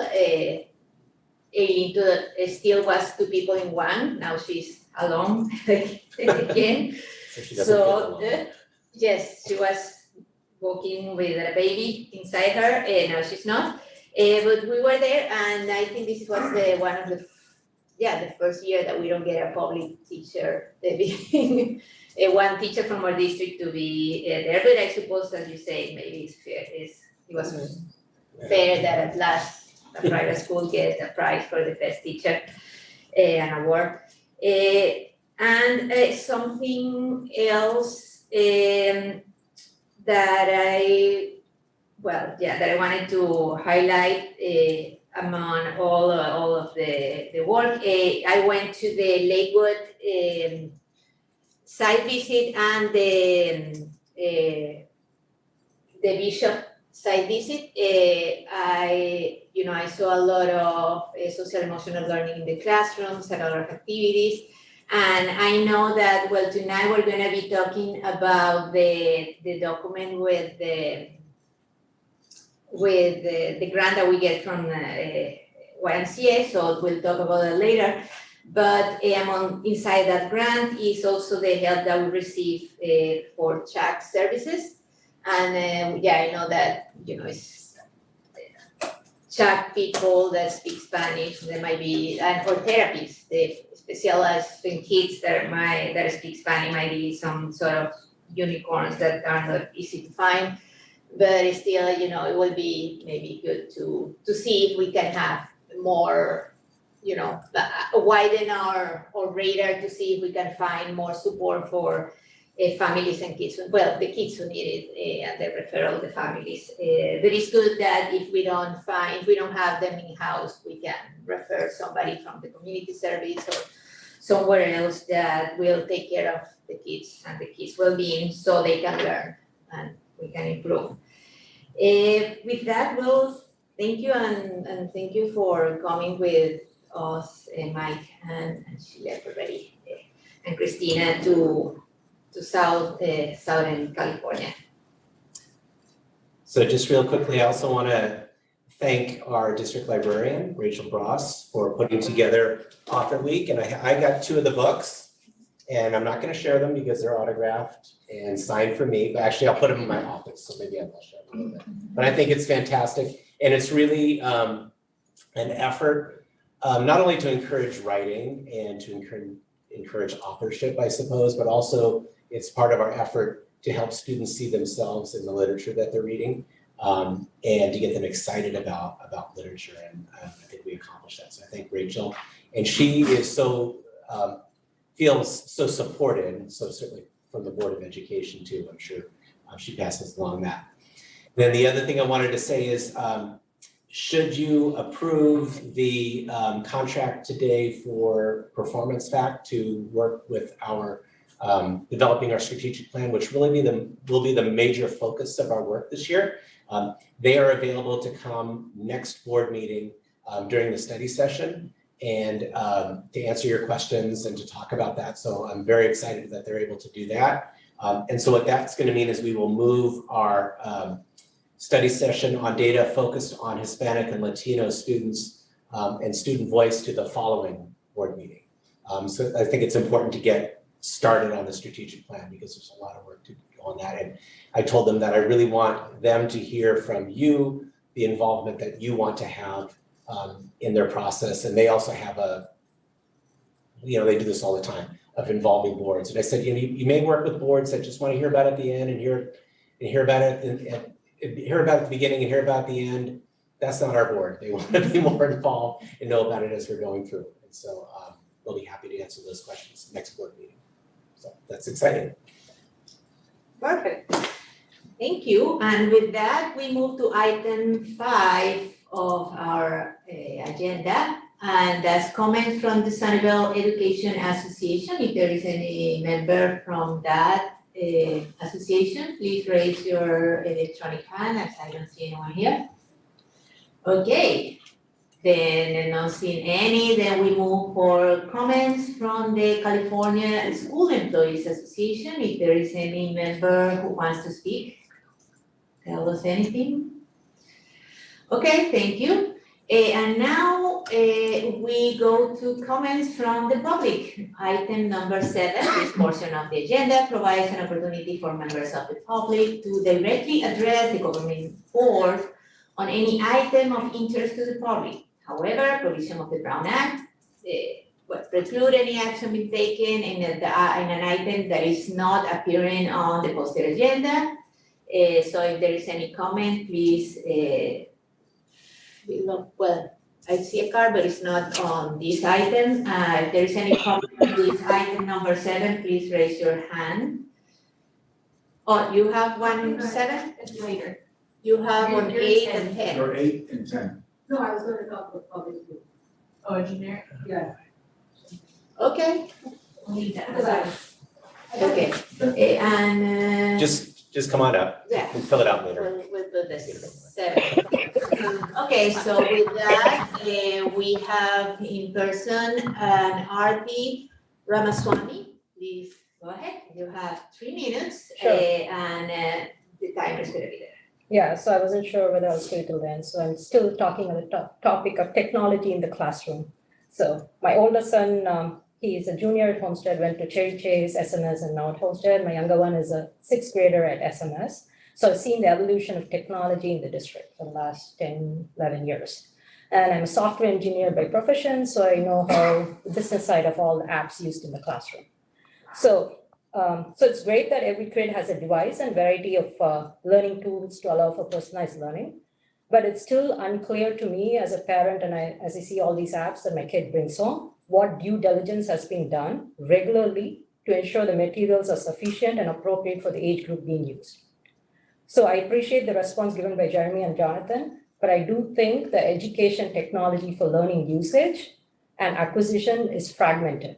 Meaning to say a teacher at Ellis using the tool is great and it works in that particular classroom, it might not be the best tool for across the demographics of the district. And the due diligence that needs to be done has to be technology appropriate. The teacher knows it serves the purpose of providing education, but she does not know what the business side of the tool. I don't think that type of diligence is done because you guys are educators. You don't understand the technology side of things. You may not, I don't know for sure, but some of the app that my kid used falls in the category of addiction apps, which I would not let my kid use. So there are a few examples I would like to say. For example, the success metrics that the teacher uses might be different from what the business sees. And I think someone needs to be there to ensure that technology used in the classroom is appropriate for the kids that it is serving. So for example, some of the math tech tools, as I said, it falls in the category of addictive apps and babysitting tools. Prodigy Math is one such one. A middle schooler in sixth grade does first grade math with Prodigy Math. And no teacher doesn't know he's doing that math. If he does it, I don't know if you guys are familiar with Prodigy Math. It works it's like a Minecraft game where the kid acquires bonuses and all of that, builds a house and all that. In the sixth grade classroom, once he's done with the schoolwork, he can do whatever he wants and he works on Prodigy Math. He's not working on anything related to his learning. He's working on first grade math because all he's doing is building houses, acquiring bonuses, and the whole bunch of assets to build his empire, I think, in Prodigy. One other app is Seesaw, which is used extensively since COVID. Both, if you look at all the reviews online, these should not be in the hands of kids in the age group that the district is using. Not only our district, there are a variety of districts using these apps. So my question to everyone here is there a district plan for ed tech for the learning purpose, not the technologies and the network switches and all of that Wi-Fi devices? Ed tech learning, I think I'm running out of time. Can I continue? Development. When the time's up, you have to stop. Okay. So I have a whole bunch. Okay. So if you would like to share your comments, give them to Jesus and he'll make sure that they get to the board. Okay. Thank you. So what I wanted to get to is I would be happy to help work with the district to come up with a plan because right now the tools being used are not appropriate. Thank you. Okay, thank you, Jagan. Yes, it's too awesome. Yes, to us. Is there any person on line? Okay, thank you. With that, we are moving to item 8, presentations. And our first one will be, the only one tonight, 8A, will be staffing and hiring update. And for that, we have Jeremy Nishikara and Maribeth Allman. Please go ahead. Thank you. Good evening. It's my pleasure, along with Maribeth Allman, our Director of Human Resources, to present staffing and hiring update. This is a new kind of presentation during this part of the year. So I appreciate you giving this time. And I just kind of wanted to connect it to, this is like the first in our upcoming series of presentations, with the next one being the demographers report, which is the enrollment. Then we open registration and open enrollment, and then we enter the hiring season in the spring. So that's kind of the context of what we're looking at here today. We were going to introduce each other, but I was overruled. Guess by who? I was hoping for some jokes or something. Thank you. Well, that was the first one there. All right. Excellent. Well, we're off to a great start. So we'd like to just start the presentation referencing our equity statement and mission so that we can see that this is what guides our work in the Human Resources Department and how we tie back into the equity statement and the district mission. And then also want to just touch really quick on the fact that referencing the human resources intersections with the LCAP. And you'll be receiving the annual updates in the spring along with from this year's work during the 23-24 year, but just wanted to remind you that we fall into this goal area with these specific actions regarding staffing. And then wanted to just spend a quick referencing about some of our HR metrics that we talk about. So again, if you are aware of this, I apologize. But the way we view our staff and our human resources folks is by individuals and full-time equivalent. So individuals, think of them as people or folks with belly buttons. So we have 324 staff members in our classified service, but they represent 284.275 full-time equivalent, which is, think of that as an 8-hour shift. So our certificated staff has 375 individuals filling 369 full-time positions, 72 management, 72 FTE, and then the non-CSCA classified staff is a fancy name for our noon duties because they are unrepresented by CSCA, but they're considered classified staff. So we have 41 dedicated individuals filling the equivalent of 7.6875 8-hour positions. That's because for the most part, they work 1 hour or 1.5 hours a day.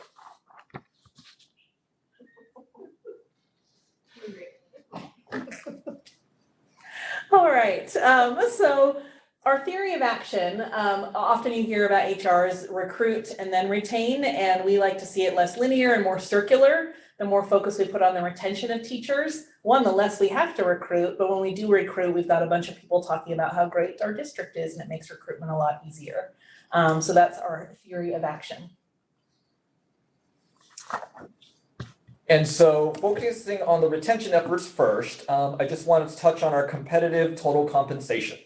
So I am pleased to say that our current agreement, which spans last year, this current year, and next year, is serving us well. But we need to always be conscious because districts around us are now kind of catching up. I'm doing air quotes, Nancy, that I don't know if you could see, but they're catching up because districts around us are now reaching agreements for last year, this year, and next.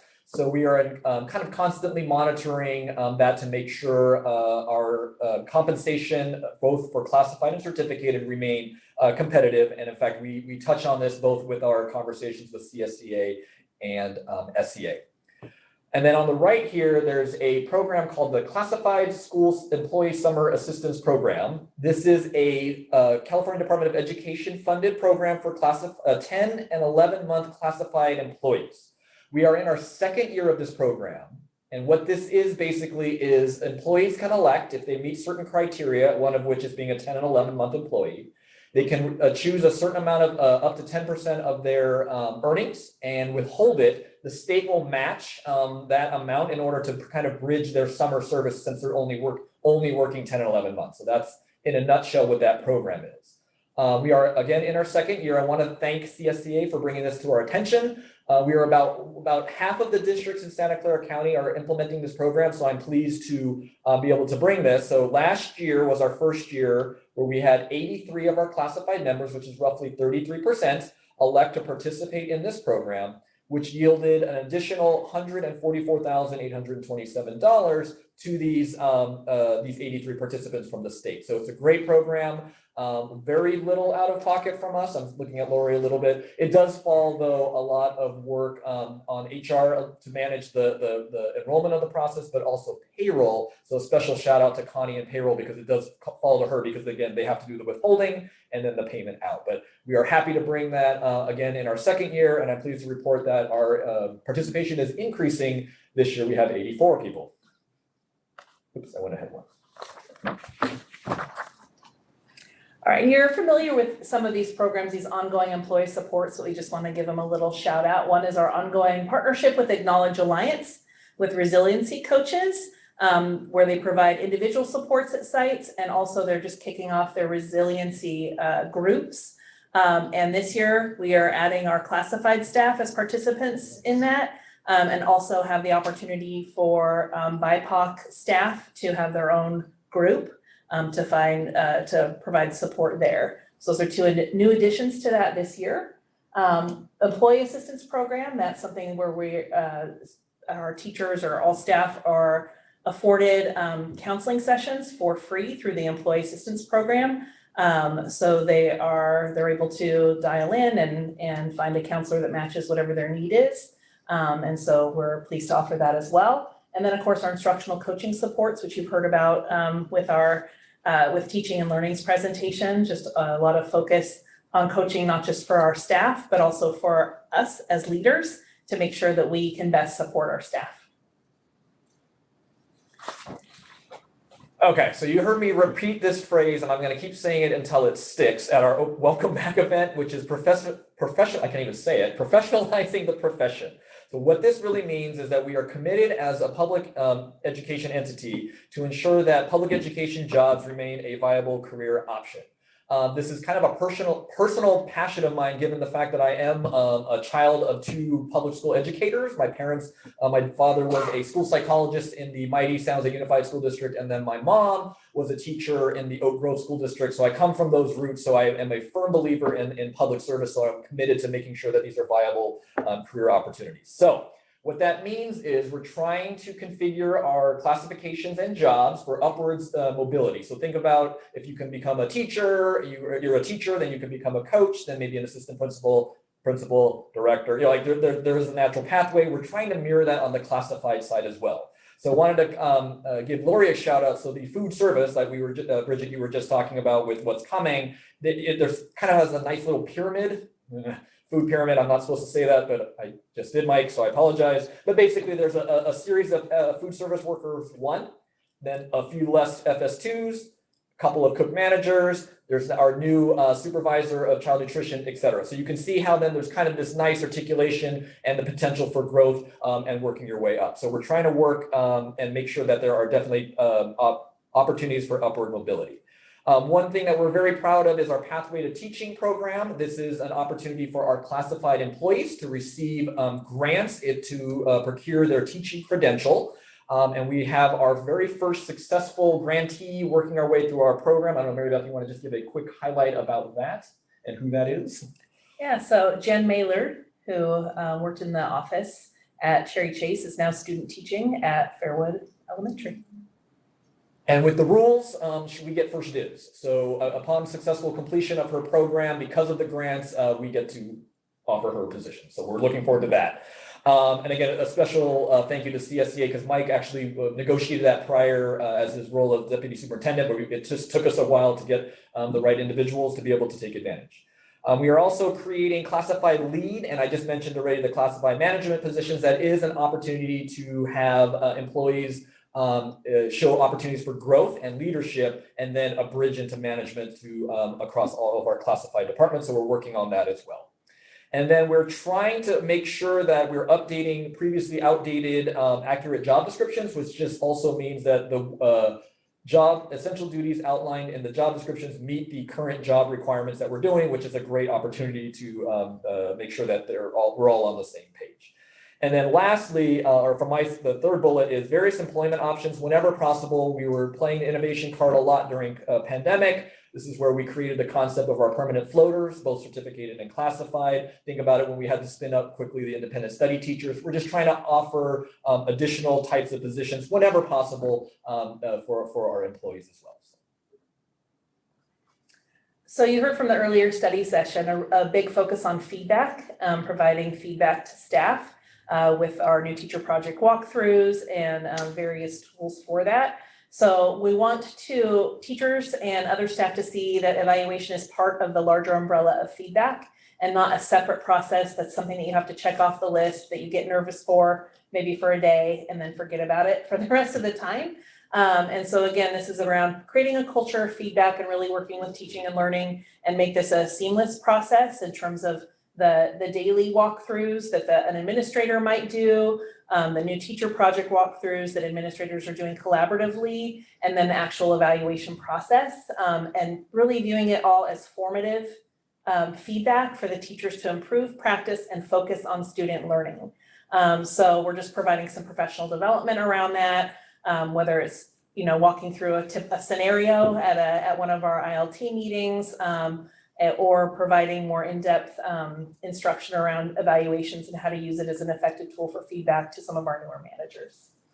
The next bullet, renewed focus on retaining special education staff. Of course, that's always been a focus, but just trying to find different pathways. So we've partnered with San Jose State University in their residency program, where we now have residents placed in our classrooms. Residence is like student teaching. There's a few differences, but it's like student teaching. This is part of a grant, and the grant provides some tuition reimbursement and supplies and book reimbursement so we can attract more people to this program. And then they are guaranteed employees for us for the following 4 years. So this is creating a pathway. And then in terms of the retention piece, also just really having targeted coaching and supports from our special ed instructional coaches, along with one of our induction mentors who's focused primarily on special education. So just making sure that there's kind of a wraparound support for our special education teachers, both new and veteran, so that we can retain the great teachers that we have. And the last part about professionalizing profession, and I apologize, I'm going to try to say this eloquently. We're utilizing opportunities, especially on the classified side, to reconfigure less than 6-hour positions into 6 and 8-hour positions. The issue is that some employees, understandably, are trying to cobble together 6 and 8-hour positions for benefits and salary. But on the sometimes when they combine positions, it becomes challenging to offer professional development because they're in maybe two different particular parts of classified service. Also, it's just sometimes hard that, okay, I'm working this part of the day in the front office, and then I have to switch my brain. I'm going to go be a para in this, in the second half of the day.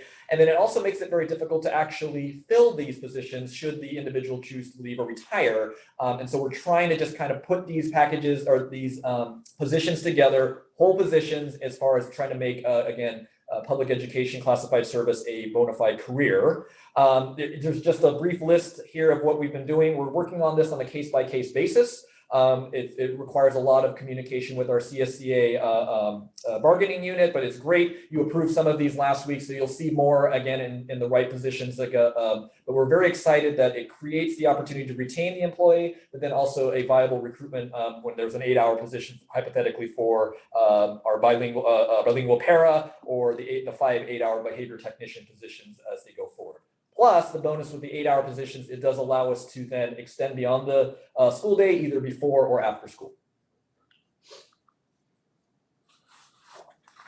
All right, so part of our recruitment efforts is to update our job descriptions for outdated and non-inclusive language, and also just making sure that the job descriptions meet kind of how we're elevating our practice, and that's included in the job description as well. So the expectations are really clear for our employees. We've revamped our recruitment materials to make sure our focus on equity and all of the great things that are happening in the district are put forth. So the people that come to us know what we're about and what our expectations are. We've updated our hiring process and our interview questions to reflect those pieces as well. Again, to make sure you can communicate a lot in the questions you're asking. As well as learning a lot from the employees, the potential prospective employees, whether or not this is something that, that they're bought into as well, or the culture of our district. We're streamlining our onboarding process, kind of trying to take away any unnecessary barriers that might prevent qualified folks from applying. And then maximizing recruitment fair opportunities. So we always participate in the certificated hiring fair at the county. And we're one of the few districts that we have so many principals and assistant principals and staff there that we're able to talk to every single person that comes to our table, which is a great recruitment tool. And then we actually held a classified hiring fair here. We wanted to maximize our, pull from our neighborhood. But we advertised widely, and it ended up being a success. And we were able to fill our vacant para positions to start the year. They weren't sometimes able to start right at the beginning of the year, but we were able to fill those positions as well as have some leads for vacancies that we have right now. I was just going through my cards that I had from the fair to see who we could tap to interview. So here's that was just a picture of what our hiring fair looked like here in this very room.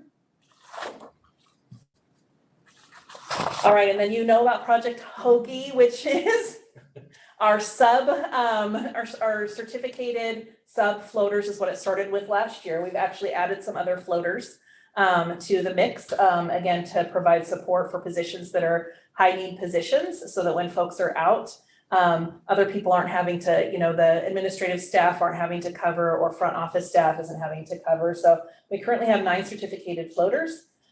We are in the process of hiring 2 special education para floaters. We have a school administrative assistant floater and then a health assistant floater. And again, the goal there is to make sure we have 0 unfilled vacancies, which as of September 27th, we haven't checked since then, it might be until today, but as of September 27th, we had 0 unfilled certificated vacancies, meaning that we weren't having to combine classes, put coaches and teachers into the classrooms instead of them being able to go out and observe and give feedback on instructional practice. So we're continuing to expand this program, and it's been really successful. Hopefully we didn't just jinx that right now, so there we go. Again, always want to highlight our partnership with our employer associations and our management association. Again, we meet bi-weekly still with CSCA and SCA, and so this is just a small, tonight's topic is a small part of what we end up talking about, so it's fantastic. And we are now entering into our 23-24 hiring season. So. Yeah, so just a little snapshot of just kind of this most recent hiring season, although classified is hired year-round. We hired 39 certificated staff, 29 classified staff, and 3 management staff within a fairly short period of time.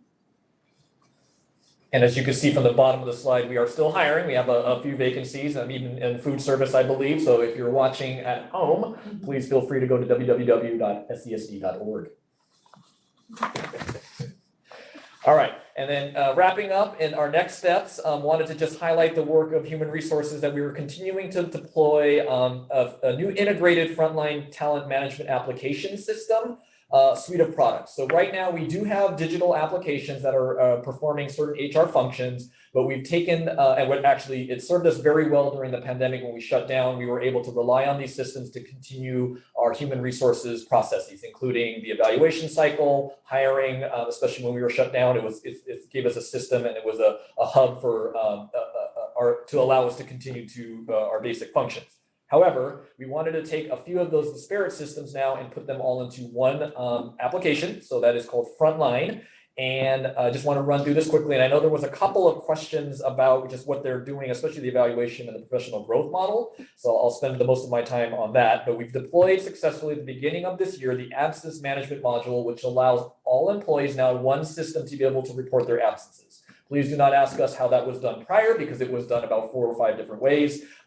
Timekeepers at our school sites were asking for one system for both certificated, classified, and management to be able to call into. It gives us just general, more visibility overall, and it's a more effective tool. It is new, so we're kind of rolling out that process, but I just want to give actually all school sites, all employees, huge kudos for bearing with us with this new application that we do to report absences. Frontline Central is a back-end thing that kind of ties all of these modules together. We are just starting our recruit and hire module. Right now we use Talent Ed, but we are now going to cut over to the Frontline Recruit and Hire because now we want everything to be integrated. The January timeline is going to allow us to then start the 24-25 hiring season, which begins in January timeframe in the new system. So that's our goal. Similarly, with the evaluation module, and the professional growth module, those are planned to come last. The reason for that is it's impossible to change midstream with our current evaluation process, because teachers are holding their goal setting meetings now. They're going to have their observations in the current tool. So we'll cut that over at the end of the year mark in order for the next school year. The thing we're most excited about is the professional growth model, and one of the features of Frontline that we wanted to pick is it has, in addition to the evaluation component, which then basically mirrors our contract language, and it's a digital representation of that. So I want to thank CSCA and SCA as well for working with us, because again, it might look different, but the intent and the forms are the content of the forms are the same. But in addition to that, the professional growth module will allow us to better track our professional development. So we're excited to, once we start to deploy this, to partner with teaching and learning, especially on just how we can then utilize this system to track everything from our mandated reporting options to other offerings across the board, all in one central place. So again, it's held together by Frontline Central. And the theory is, or the application will say an employee will then apply and be hired through Recruit and Hire. They're put into Central, then they're onboarded with digital forms all in one place. then they would be fed into the evaluation module and then eventually professional growth. And since the systems are all tied together, the employee can have visibility into their digital employee file, their professional development that they've taken, if we can get that into the system as well as previous evaluation. So that's the dream. And I think that brings us to the end. So we're happy to entertain any questions. Thank you for your attention tonight. And Michelle, I apologize. I was kind of like, I watch your face as my speed would increase. You start to go like this, so that makes me want to slow down. Well, thank you for that. And with that, if there is, we're gonna start with comments from the public. We do have one comment person, and if there is any comment from the public on this particular item 8A, please raise your electronic hand. And we do have one person here, again, Arti, nothing online? Nothing. Okay. Arti Rasmaswani, who wants to speak on this particular item 8A. You have 3 minutes. And the time will be on there so you can kind of watch. Yes. Oh, I missed it last time, Yeah. I should speak, no, I don't have too much to, I'm just making use of my time today, so, since I made the trip. Yeah, the only question I had is, I saw your LCAP goal, you're going to hire your staff representative of the demographics of the district. I've been here 10 years, I've not seen that happen. I mean, I think we're 30-40% Asian Indian. I've had one Indian teacher all through, so I don't know what the plans are, one. And the second question I had is, I saw you listing the variety of ways you're going to hire certified classified staff. Do you guys sponsor visas? Have you gone out? I wasn't sure, I was looking at the website, maybe it's not very clear whether you're open to all immigrant status. Thank you. Jeremy? So those are 2 great questions. I'll start with actually the second one regarding sponsoring individuals. We do that from time to time. We do have an employee it has to be hard to fill positions because I can't go into too much in the immigration side of things, but we do sponsor a couple of employees with H-1B visas. And for employment, but again, it has to be hard to fill positions or some criteria, and especially the past couple of years, the application process has kind of gone up and down. So we do utilize that as an appropriate tool periodically on a case-by-case basis. And then the question about our goal about having our staff reflect our community is kind of an ongoing goal, because again, yes, our certificated teaching force, I want to say, is it majority Caucasian women at the moment. It takes time then for us to be able to use attrition and retirements in order to kind of shift that practice, but we are doing that now, given at least the past 3 years that Mary Beth and I have been in this position and the new equity statement. We're really paying attention to hiring whenever that opportunity comes up to then take every vacancy as an opportunity to try to move toward that goal. And I wanted to make it clear that it is our intention that the goal is to have our staff mirror the demographics of our students and families, not necessarily Sunnyvale as a whole. So that's we should maybe make that a little clearer. But we do take that as an opportunity to, but we need vacancies in order to fill that piece. But we are doing that with eyes wide open. So with that, we open comments from the board and questions. Anyone wants to start? I thought it was in the slides, and maybe I was trying to find just now, related to I appreciate that question because I think it's one that we've talked about. I swear sometime this week I saw stats that broke down like our percentages of certificated and classified, but where did I see that? Was it Packer View? That's what I was just trying to scan through. Okay. So I'm just really grateful that was broken down. Like that was just really great to like see it. And I think it connects to like, we kind of knew that was probably there, but we haven't actually seen the numbers. And I think, right, like we own it, right? Like this is where we're at. Like they're all great people, but we do want to be more diverse. And so I just really appreciated seeing the numbers. I think kind of like that's like, I guess the baseline, right? It shows us this is where we're at and where we need to go. So I was grateful to see those numbers. Thanks. Reed?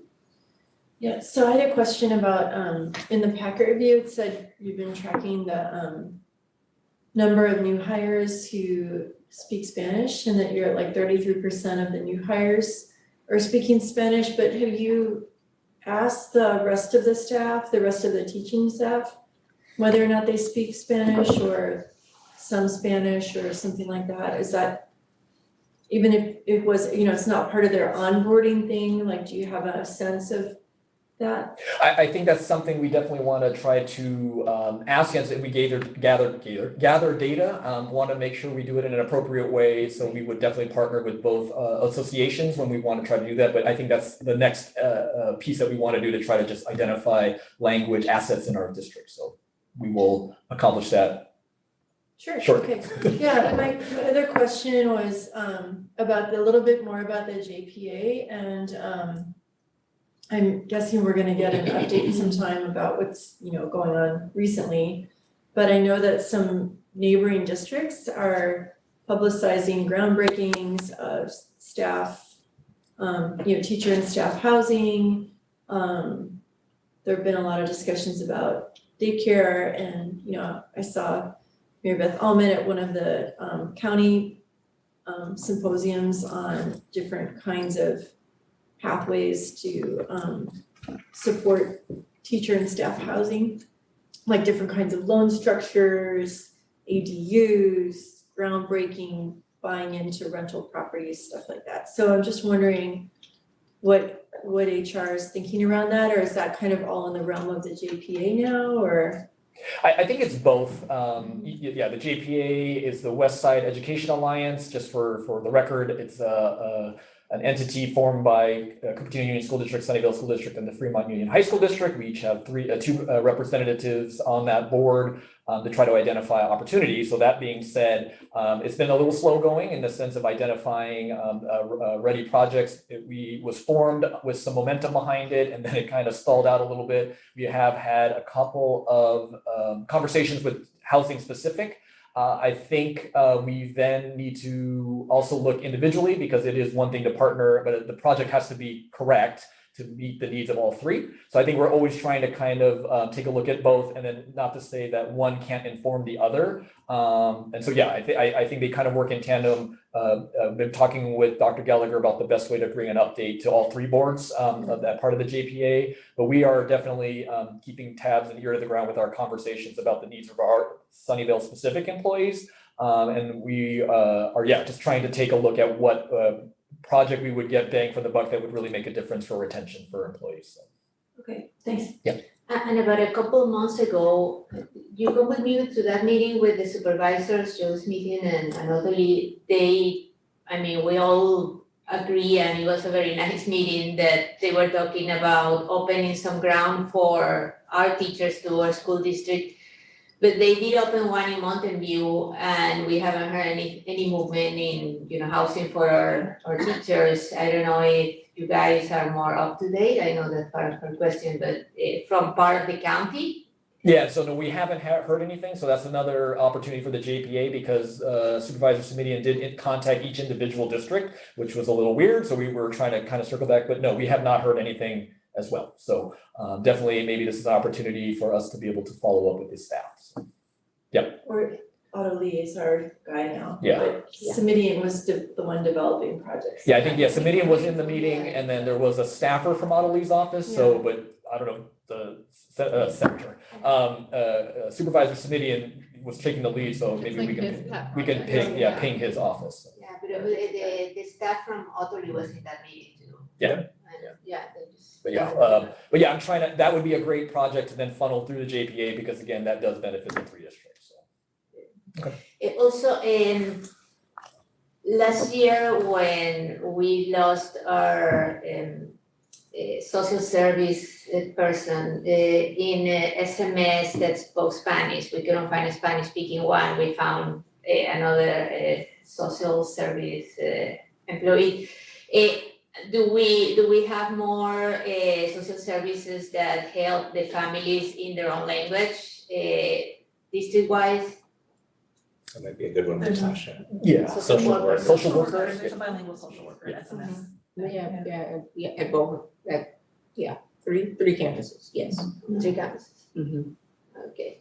And what about the number of speaking Spanish front office in every school? Because I know that some schools don't have. How do we Yeah, so do we negotiated last year as a honoring, and it is, I guess, a recruitment option, is that we have for classified staff, we have the bilingual stipend, where if they're utilized in a non-classification or a classification that doesn't require, we have 3 classifications that do require Spanish. But yeah, each front office or each school site and department can, we have resources enough for 3 additional language speakers for a language that fits the needs of that department or school. And so we have those deployed across the district, and we're constantly reminding everyone to take advantage of that. So kind of like a stipend idea. Yeah, it's a bilingual stipend for classified staff members to utilize their language at a regular basis that's not included in their daily job. Not officially a part of their contract. That is correct. They So are bilingual providing a paras, benefit. yeah, bilingual paras, outreach assistants, and the front district office assistant, they all have language built into and they're already paid at a higher level. Yeah. Stipend is a additional on top if we're utilizing their language on a regular basis at the school sites. And it doesn't have to be, that one doesn't have to be Spanish. Yeah, but it's a language that is helpful at that. That is correct. And that's just classified or do we have something that for the certified? We have we negotiated the B-clad stipend for certificated staff for those members working in the HUPOS program. Okay, but just that one, Correct. not if they're using it to talk to families. Correct. Okay. Good. Any more questions on these items, comments? Nancy? Okay. Then we move to the next item, saying thank you very much for putting this together and for all the work. on Thank this, and to keep up with our constant questions. They're good Requirements. questions. Now we go to review and discussion, and I think this is where we switch from 9C, we put it as an A. So we're gonna start with 9A now, review and discuss the survey of Sunnyvale School District likely voters conducted in September 2023, and thank you for that. Well, you are appointed here, but we do have a guest. Start with Dr. Michael Gallagher, our superintendent. Yeah, so I'm very excited well, I'm not gonna present the survey results, but to be considering a bond and or parcel tax election, neither March and or November of this coming year. And so if you can just kind of go through the results of that, we have a nice slide presentation. And then what we are looking for from the board is, this isn't an action item, but a general direction on how we should proceed. Because if we're going to proceed in March of 2024, there are a bunch of deadlines we need to start hitting right away. So with that. Thank you so much. Nice to be here. I'm Jessica Polsky-Sanchez with EMC Research and here to present the results of the recent survey of voters in the Sunnyvale School District.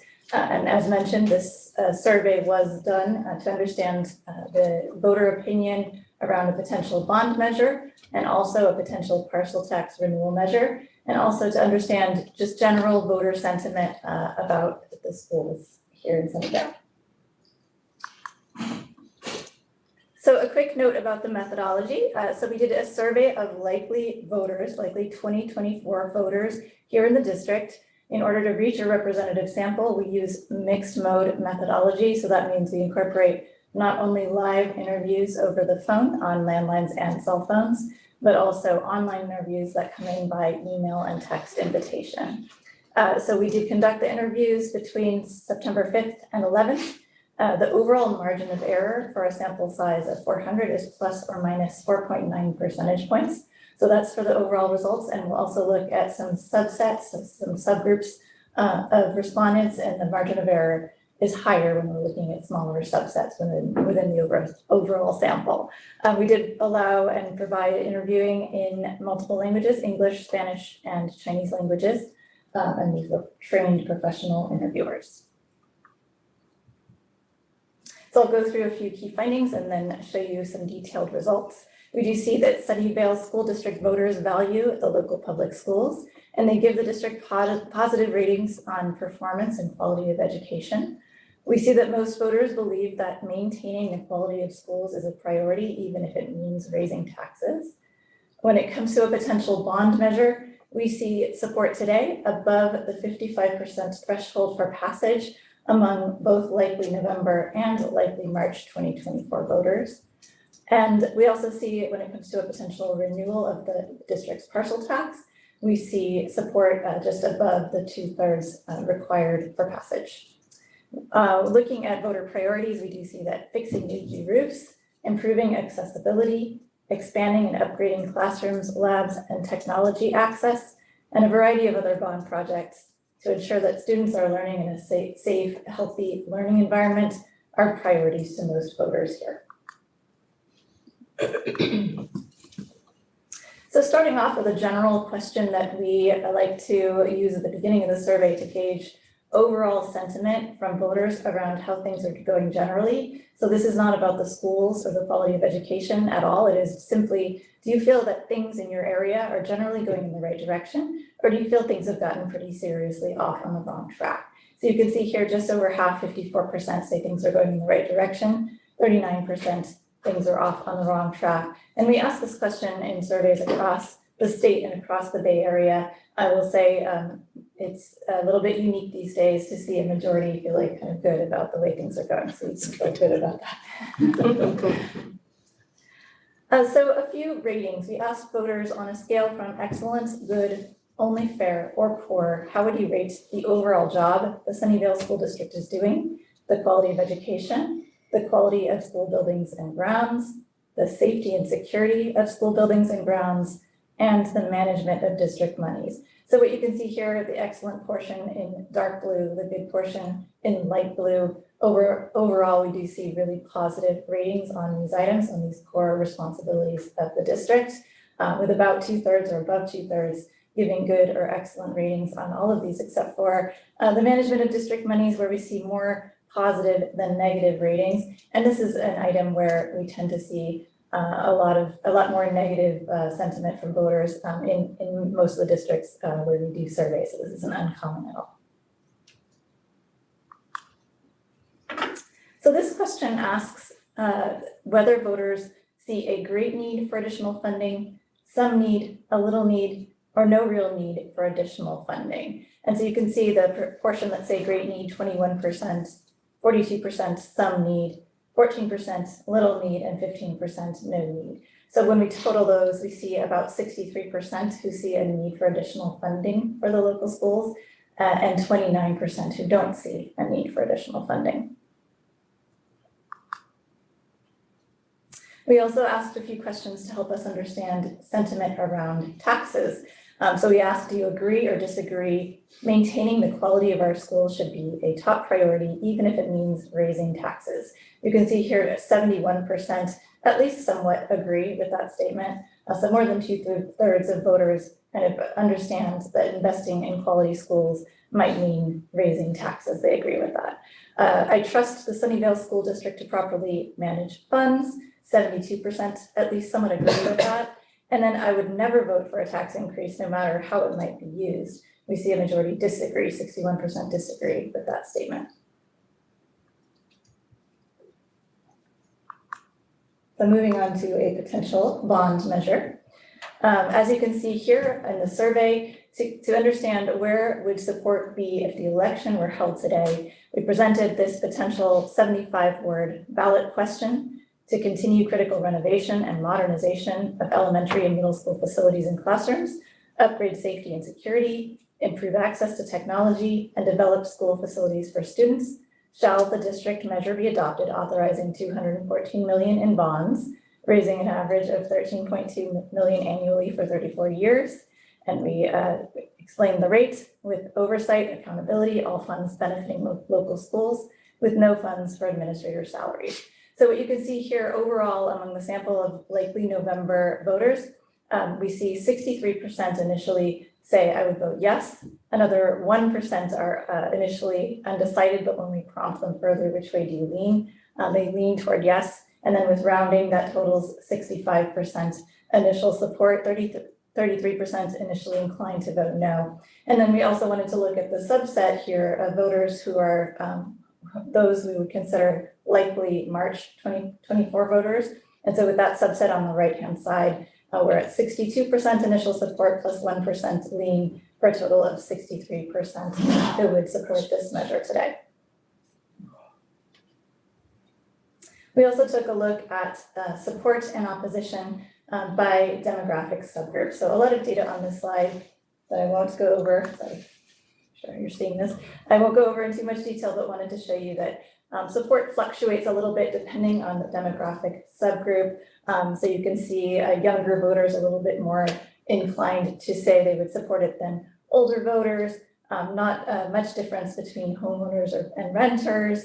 We don't see a difference between those who identify themselves in the poll as parents of students currently attending the schools and those who don't identify themselves as parents of current students. We do see a difference by party registration and a little bit of a difference by vote propensity there on the bottom of the slide, with less frequent voters being a little bit more supportive than more frequent voters.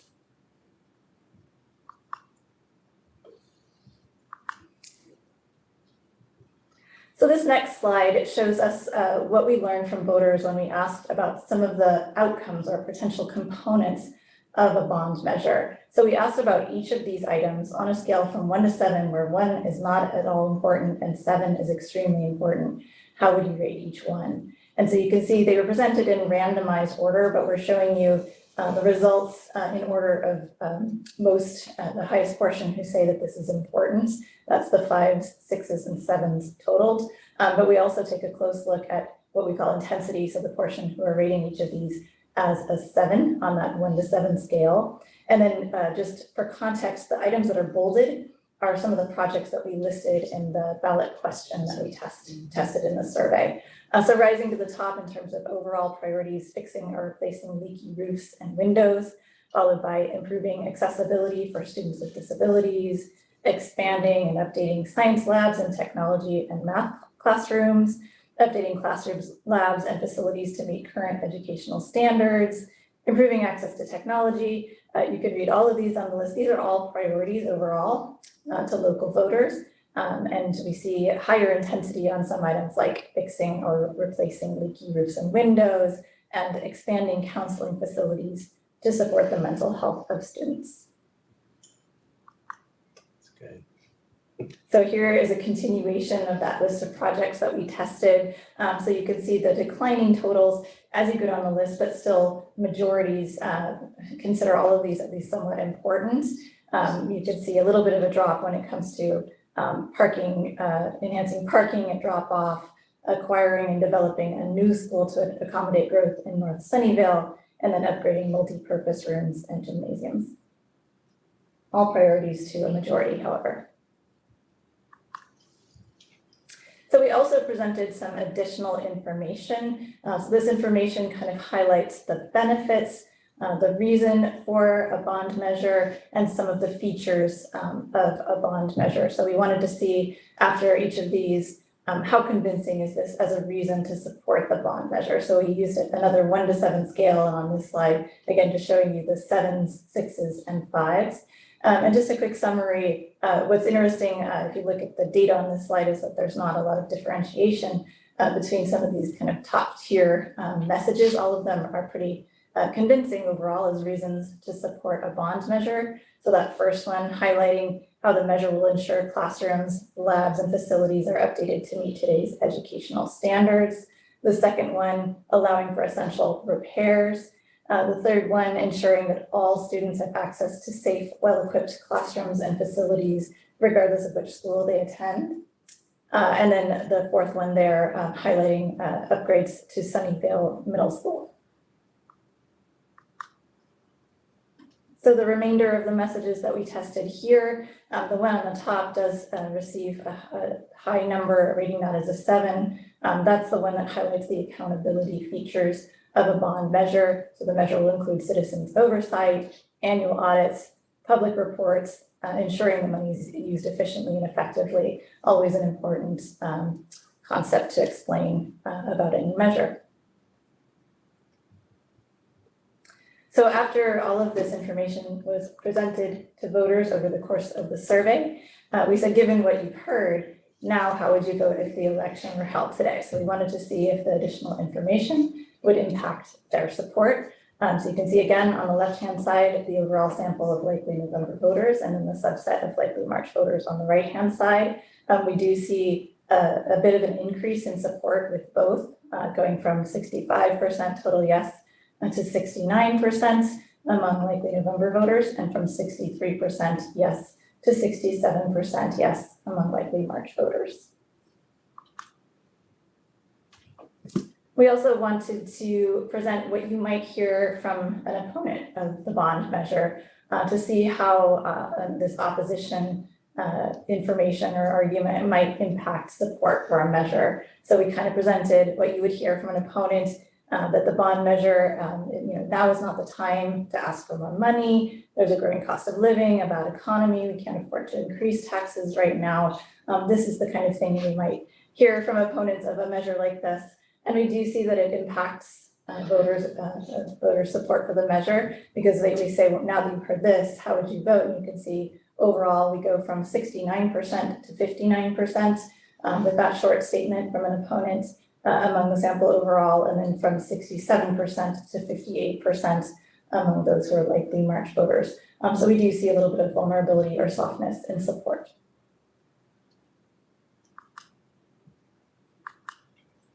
Okay, so moving on to a potential partial tax measure, which we asked about towards the end of the survey.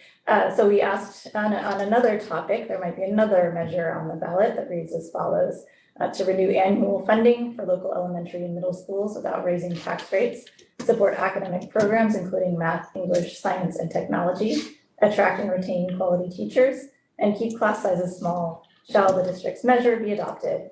And this is at $59 per parcel annually for 8 years. And so you can see initially 70% support with 2% who lean yes among likely November voters. So a total of 72% support, that's above the 2/3 threshold.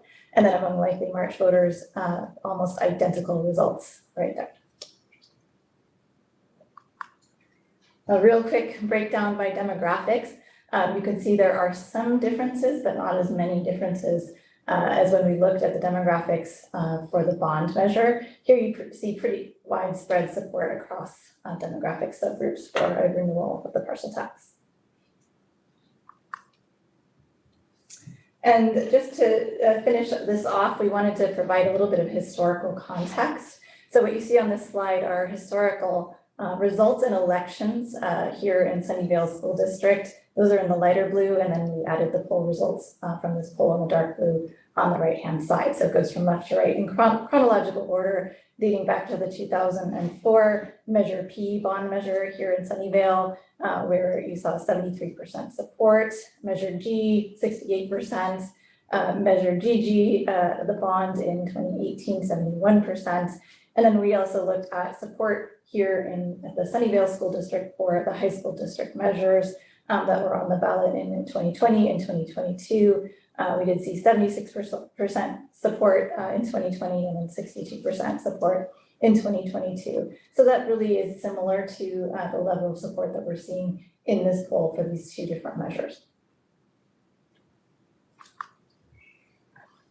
So with that, I'll wrap up with some conclusions, and I'm happy to take any questions that you have. It does appear that a bond measure for the district appears viable for the March 2024 primary. Support for a measure increases once voters receive information about the projects and the benefits. We also see that a renewal of the district's partial tax measure receives support above the supermajority threshold in this poll. We do see, however, some vulnerability when it comes to the bond measure. So ensuring that voters understand the need for and importance of the measure seems prudent. Placing both a bond measure and a partial tax renewal measure on the same ballot may take voters' focus away from these things. And that's why we think moving forward with planning for a bond measure in March and a possible partial tax renewal measure in November would be a prudent course. So happy to answer any questions that you have about the poll.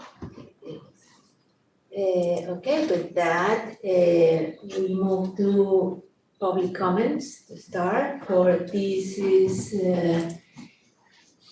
9 or 10? Nine. Nine A, which in our agenda is 9C. Do we have any comment on line about this? No? Okay, questions about this particular item? Yeah, okay. With that, board, questions or comments related to this item? I've got some other stuff. So one, I'm just a little bit curious, like on the money, right? The question kind of related to money stuff, right? Like some of it didn't seem to like add up a little bit. It was, so I think I remember right, like on slide 8, it was essentially saying like 72% of people essentially trusted us with money stuff. I mean, the question's a little bit different, but then on slide 6, I think it was like 48 or 40 something about trusting us with money, right? So that just seems like a pretty big difference. And so I'm just curious, like I know the questions were asked a little bit differently, but I'm just curious. That was interesting information that I would love to like hear your thoughts, like why that was so different. Yeah, it is interesting that we see that, you know, oftentimes in districts where there isn't a lot of trust, we won't see a majority agreeing, I trust the district to properly manage tax dollars. Almost across the board, we see some kind of negative ratings on the management of district monies. You know, a lot of people nowadays especially have a general negative sentiment around government's management of money. And so they don't necessarily, what we found is that voters aren't necessarily thinking about something specific to the district when they answer that question. Now, when we ask, do you trust the district? It's a little more focused. There's something about the way we ask that question that makes people think, I think, more specifically about the district, and they're a little more trusting when we ask it that way. If it's like a more specific question. Yeah. Okay, that makes sense. And then my other question, I just would like to better understand the reasoning of separating the two as opposed to having them together at the same time. Like, so if you could just go into that a little bit more of like, right, you guys are the experts, so just help me learn that better. Yeah, absolutely. I think it's really about the overall results. We are seeing support for a bond measure above the 55% threshold, but it's not overwhelmingly above it. We have to factor in the margin of error. And so we know that things can change between now and election day. And we also see a little bit of vulnerability when it comes to support. So it's not something that we think is just it's a foregone conclusion, and it's helping voters focus on why this measure is needed and not be potentially distracted by another measure on the same ballot is simply the strategy that we see as being prudent. Yeah, thanks. Okay. So in general, are renewals a little easier? Absolutely, we definitely see that maintaining status quo, so a renewal with no increase.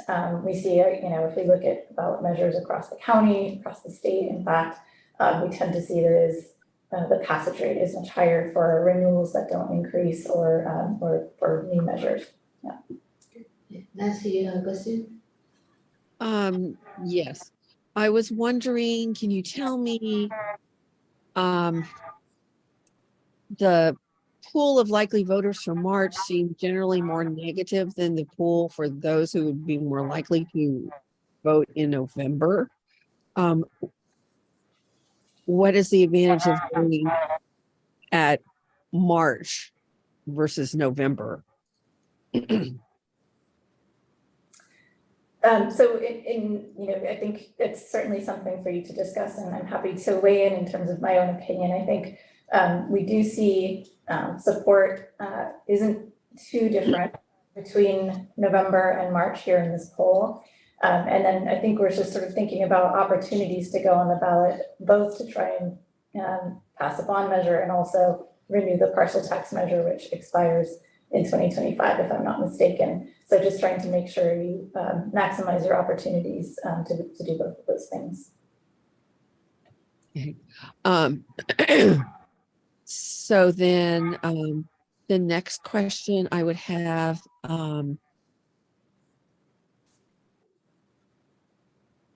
so it's just the next available. Do we know of any other ballot measures of any other state raising of funds are more likely to be on the March versus the November ballot of things that you know are in the pipeline? I don't think there will be more on in March than in November, if I understood the question correctly. Right, or if we know if of any that are potentially in the pipeline from the state perspective. Heard something about that, but I don't remember what it was. The idea was that Governor Newsom was delaying something to November because it would have a better chance, he felt like, in November. And then locally, I know that the city is considering a bond for the library. The city, it's my understanding, can only do that in November, cannot do it in March. So that would be an advantage to us to do it in March, so we wouldn't be competing with the city. Okay. Assuming that they're going to do it in November, which is a long way away. And then you talked about a lot of deadlines if we were going to choose to explore doing something in March. How aggressive is the timeline? We would have to call for the election before December something. So and it would be, we could do it in a special election. I want to say it's like December 5th is the deadline, something around then. We could do it comfortably in our November board meeting to call for the election if that's what we wanted to do. So we'd be fine, but we would just have to be taking steps the next couple of board meetings to get there.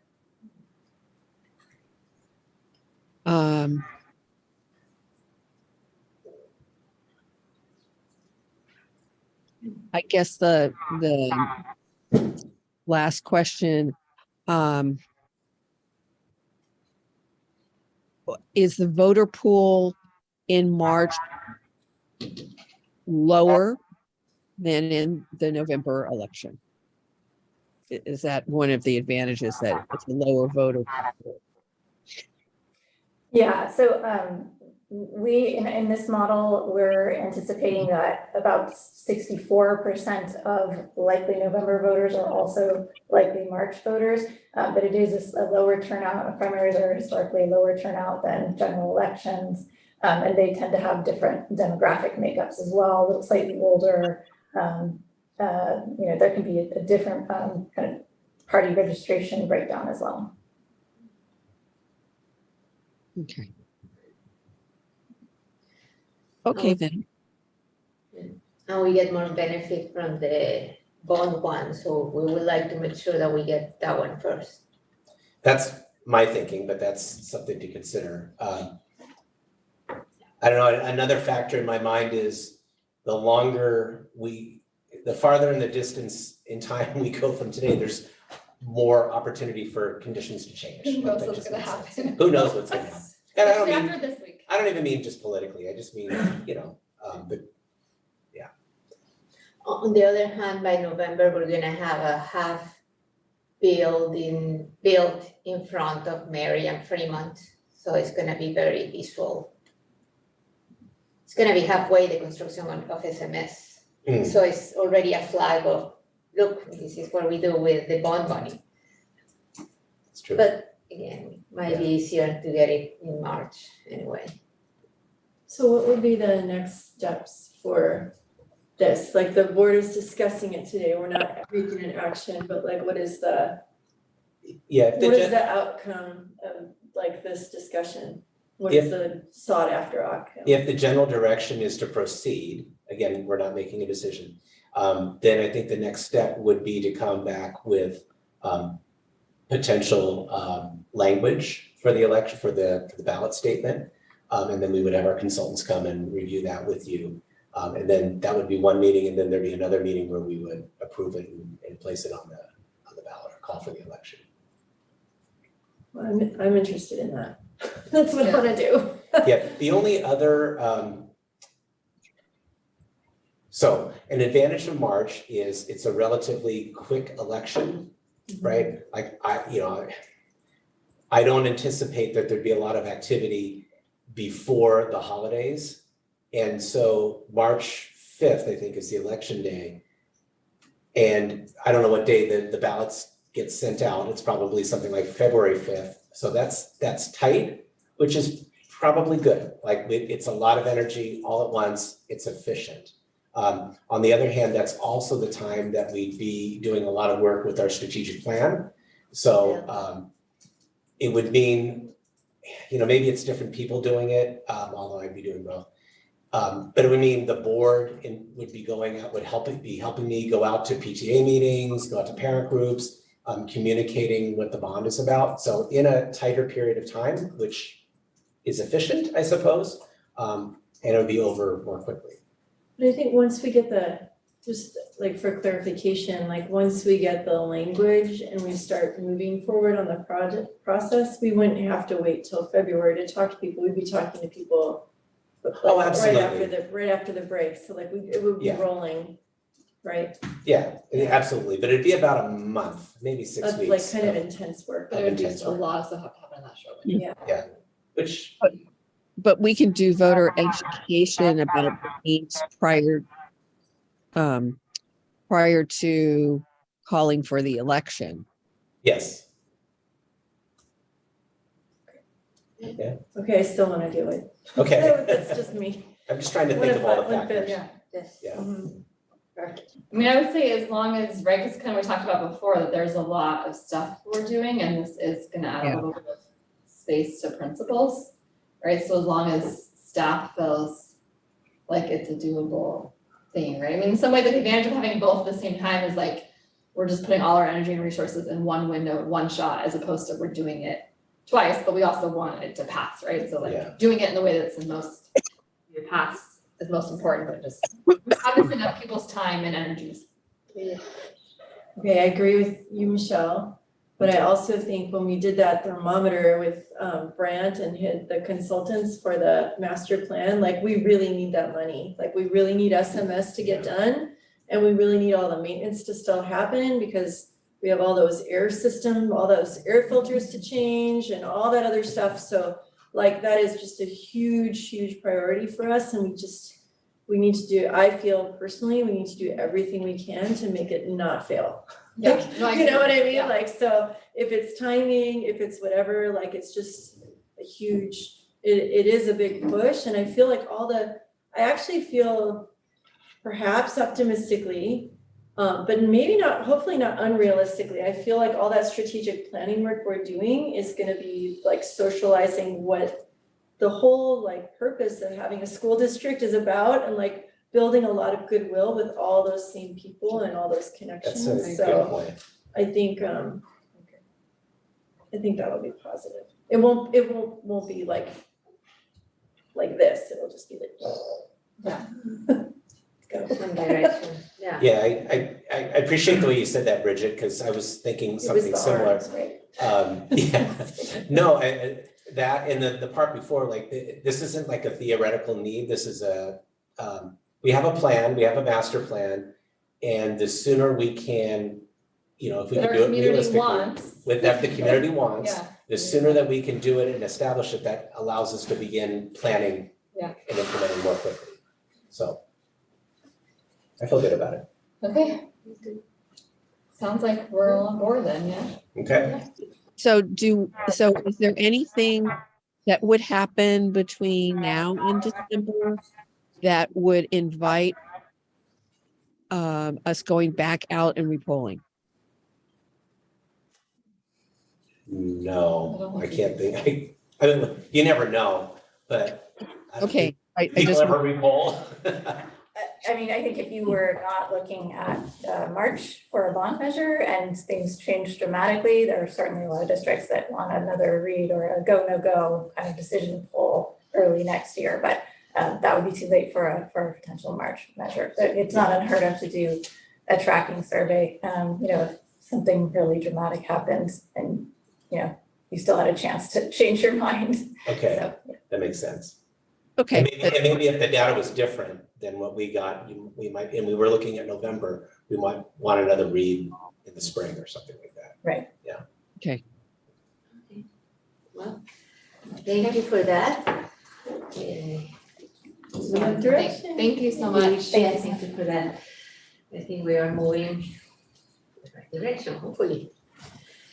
Now, with that, we pass to the next item.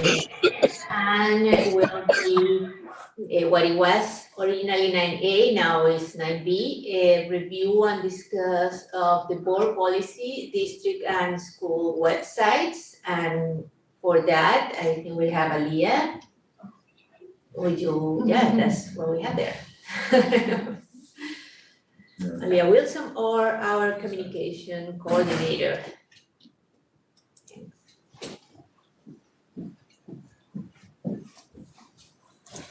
Good evening, board and community. This is an update based on new law requirements on what is required to be posted to our websites. It was mostly one new thing about employee conduct, so working with HR on the appropriate place and where to put it. But it's just for your review tonight to approve. Okay. Thank you. Any comments or questions? Okay, do we have any public comments related to this item, which is I closed that window again. 9A in our printed one, but 9B in the actual. Review and discuss board policy on district and school websites. Please raise your hand now. Electronic hand or personal. Okay, with that, we can move to board. There are any questions or comments regarding this particular item? Good to go on consent. Yeah, me too, I have none. Good to go. Thank you for checking on this. And now with that, we move to the next item will be 9D on the printed agenda on 9C. Today, review and discuss the board bylaw in conflict of interest. And for that, we are gonna hear from Dr. Gallagher. Yes, this is another update, this time to a bylaw. And as the title says, it's regarding conflict of interest. The update based on new law has to do with the contributions of more than $250 from any party. And then also, clarifies the fact that we are managing a public investment as a school district and what, how we should conduct or you should conduct yourselves as board members when there's a conflict of interest in that matter. Okay, if there is any public comments related to item 9B or C, please raise your hand now. Electronic or otherwise, okay, thank you. Board, any comment or question regarding this? Good to go on consent. No, good to go, okay, we can move it. Supposed to approval for next time? Thank you. Thank you.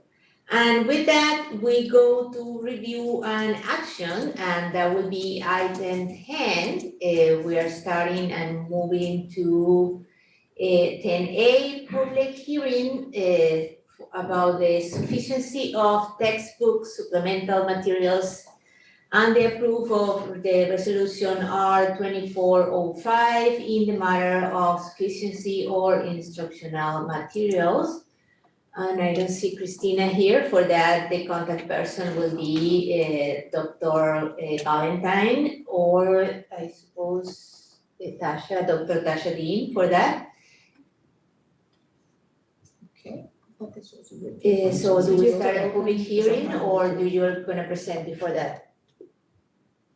Okay. Yeah, I thought that this one was just a review, so let me It's go a- back to that, I'm sorry. Okay, we just, okay, then with that, we start the public hearing. There is no comment from us or presentation, okay. So with this, we open the public hearing at 8:46 and the item is 10A and we already have a card on that. You wanna talk about this?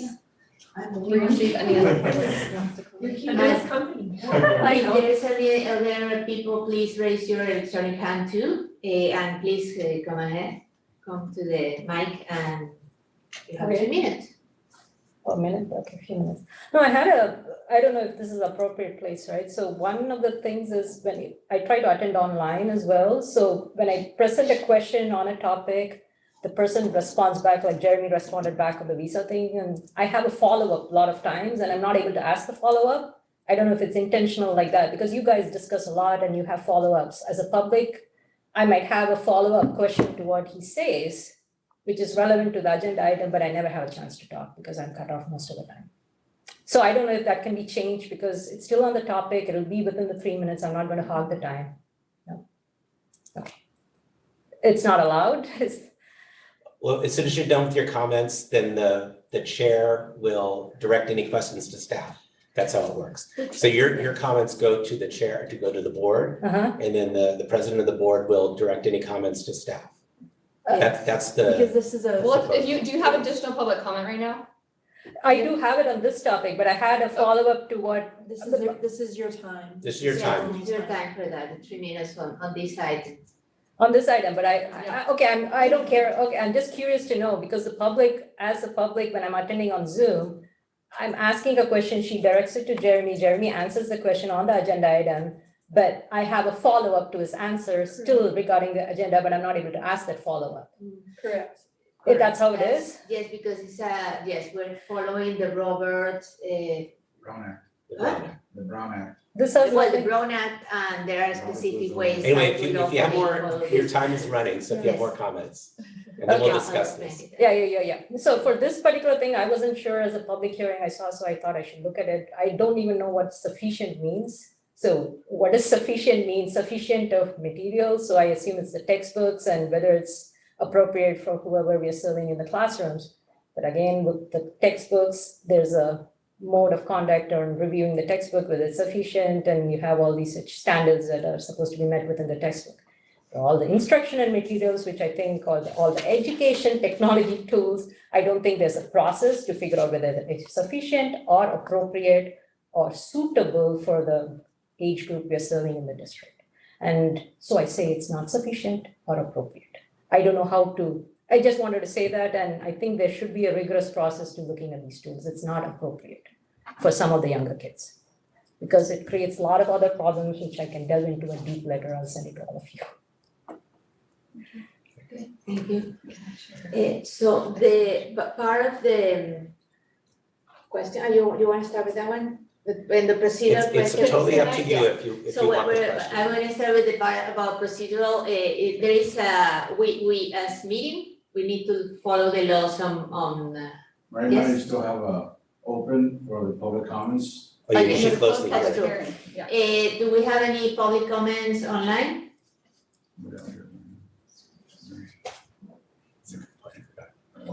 They didn't enter their name, it's just entered as Zoom user. Oh, yes, please, if you can add your name and your school affiliations to the next Zoom person, raise their hand. Go ahead and allow them to speak. Yes, please, Okay. go ahead. Zoom user? Hi, I'm sorry, this is Ambrosia Studley. Once the meeting starts, I don't think I can edit. Yes. Can you guys hear me? Yes. Yes. Okay. So I'm Ambrosia. I have a 4th grader at Fairwood and a 7th grader at Sunnyvale Middle. And I periodically join these meetings, but I thought I should do this one because it was posted at the middle school about this sufficient materials.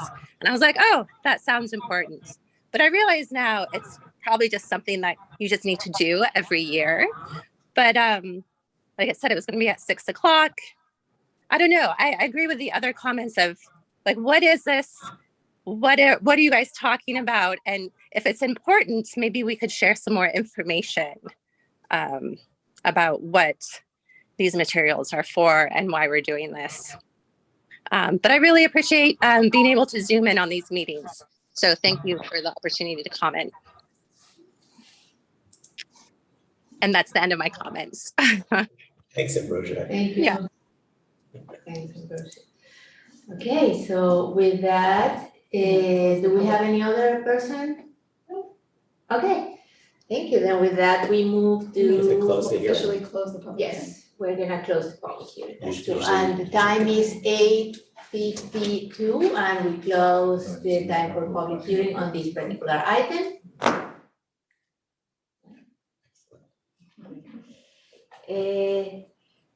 Okay, so then about the procedures of the questions, this is an open forum, there is a Brown Act, we cannot talk among ourselves in directing anything that has to do with the district. So this is the opportunity we as a board have to talk among ourselves, because we cannot talk more than two at the same time or do any change meetings with anyone referring to any business of the district. Also, we're following I think it's the Robert procedures. Robert's Rules of Order. Yes, and there is a particular way, so in order to follow legally the meetings and have an order, so with us being able to hear from the public, one of many ways that we hear from the public, and also being able to conduct the business of the district and make decision in order to move forward. So with that said, yes. Yes. I'm happy to chat with you more to explain the process later if you'd like, but just a general piece that might be helpful, kind of tagging on to what Isabel said, is this is a meeting of the board done in public, right? So it is a meeting for the board to listen in, but it is not, for the public to listen in, right? But it's not the public's meeting. So like if you're having questions for staff and you want to have like conversations with them, the best way to do that is to reach out to staff and say, hey, I've got some questions, can I set up a meeting? And then you can do that. But here it's the board's work and public is like can participate and listen, but it is the board who is doing work. But I'm happy to explain more later if you want. Yeah.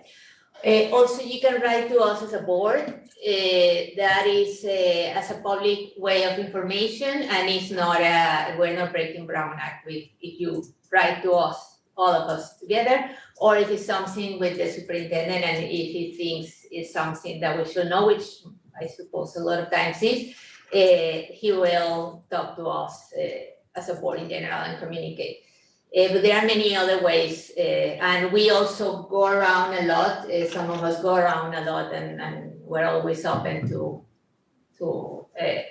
talking with the community in general and learn from the community.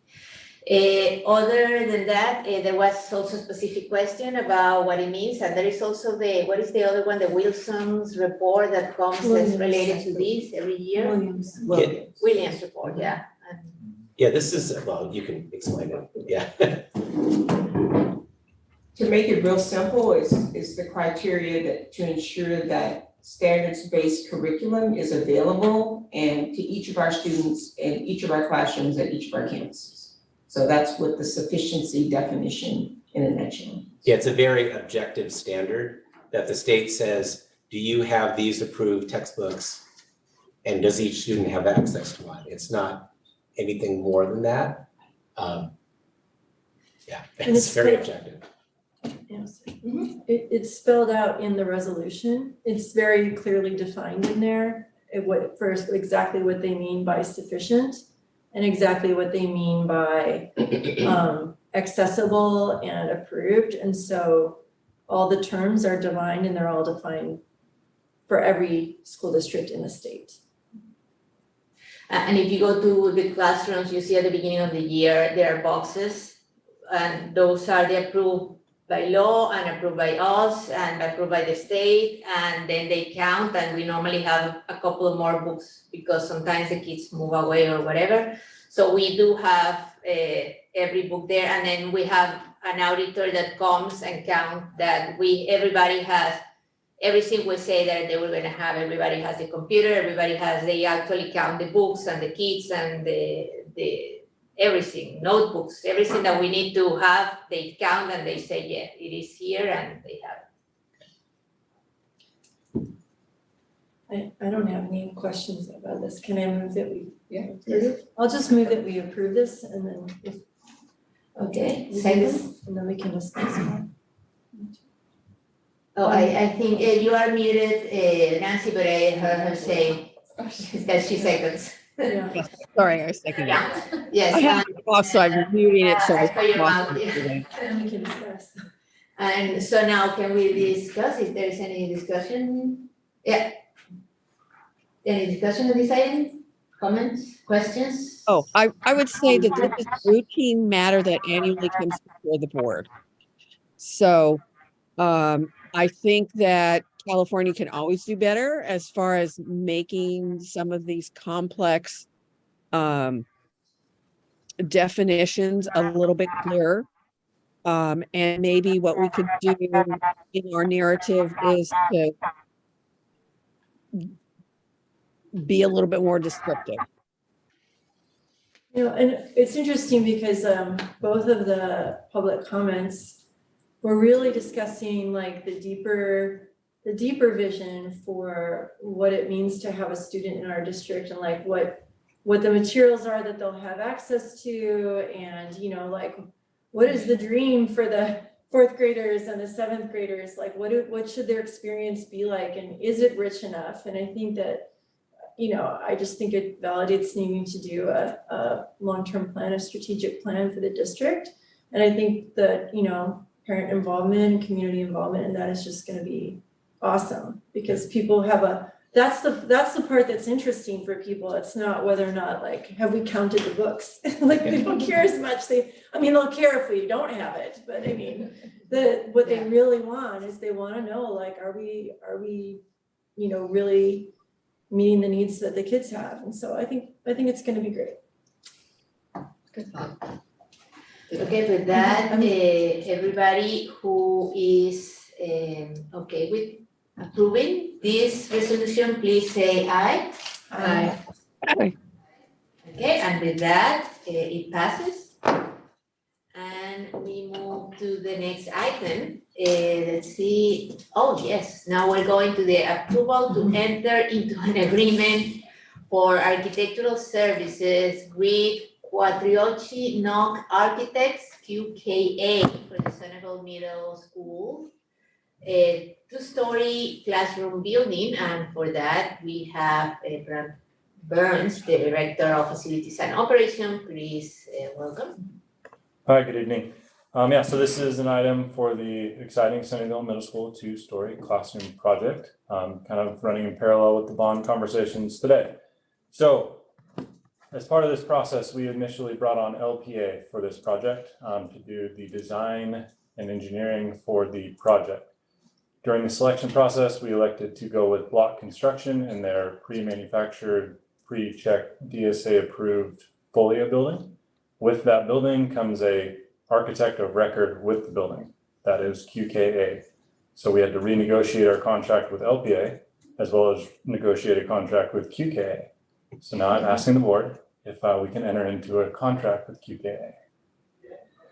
Those are some like tongue twisters there. Wow, I was actually impressed with myself, Yeah, I think you nailed it. Do you need a motion? Okay, do we have a motion? Public comment for this? We start with public comment. If you have any public comment on this particular item 10B, please raise your hand now. No. And with that, board, do we have a motion to approve this item? I move approval for the agreement by QXA. Did I say right? No, not XA. QKA. I can't even say it. You did great, Brant. To provide full architectural planning and designing services for the Sunnyvale Middle School two-story classroom building. I'll second. Okay, is there any discussion before we vote or questions regarding this item? Really want to see the drawings. I'm really excited about that presentation coming. Yes. I really want to see it. It'll be awesome. Okay. Okay, with that, everybody in favor of approve this, please say aye. Aye. Okay, and with that, we approve the contract. Thank you.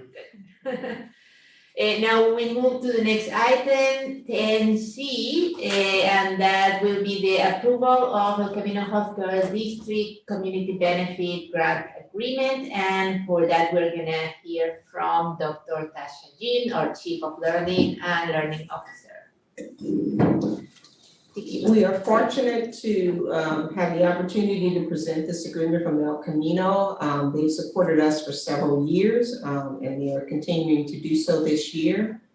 This grant is very important to us as it has allowed us to maintain our appropriate nursing ratios and also support of full-time health assistant positions. And so the grant period is from July 2023 to June 30th, 2025, which is also new because it's a 2-year cycle and typically it's been a 1-year cycle. So coming for approval to accept this agreement between us and El Camino Healthcare District. Perfect. Is there any comment from the public on this particular item? Can see, please raise your hand now. Seeing none, then we move forward. Board, may I have a motion? I move to, oh, go ahead, Nancy. So I move approval to enter into the El Camino Health District Community Benefit Grant Agreement. Perfect. Any second? I'll second. Okay. And with that, any discussions or questions related to this? I'm just very appreciative of the long-term relationship that we have with the El Camino Hospital District. As Dr. Jean said, it has proved invaluable in leveraging community partnership and community funds to better serve the needs of our students and being proactive instead of responding in a reactive way. Great. And Michelle? Mine's just a ditto to that, appreciation for the partnership. Oh, yes. We are getting I think in help the and grants. wellness committee, they talked about it, all the different things that the nurses and the healthcare workers are doing, and they always mention the grant, and I don't know if we publicize it in any way on our website or like as a news item, but it seems like a nice thing to do because a lot of people don't. That's actually part of the MOU is that we We start doing that. Doing that, yes. So that's Oh, good. nice, okay. Yeah. And then the other thing I was gonna say is this item is about this grant.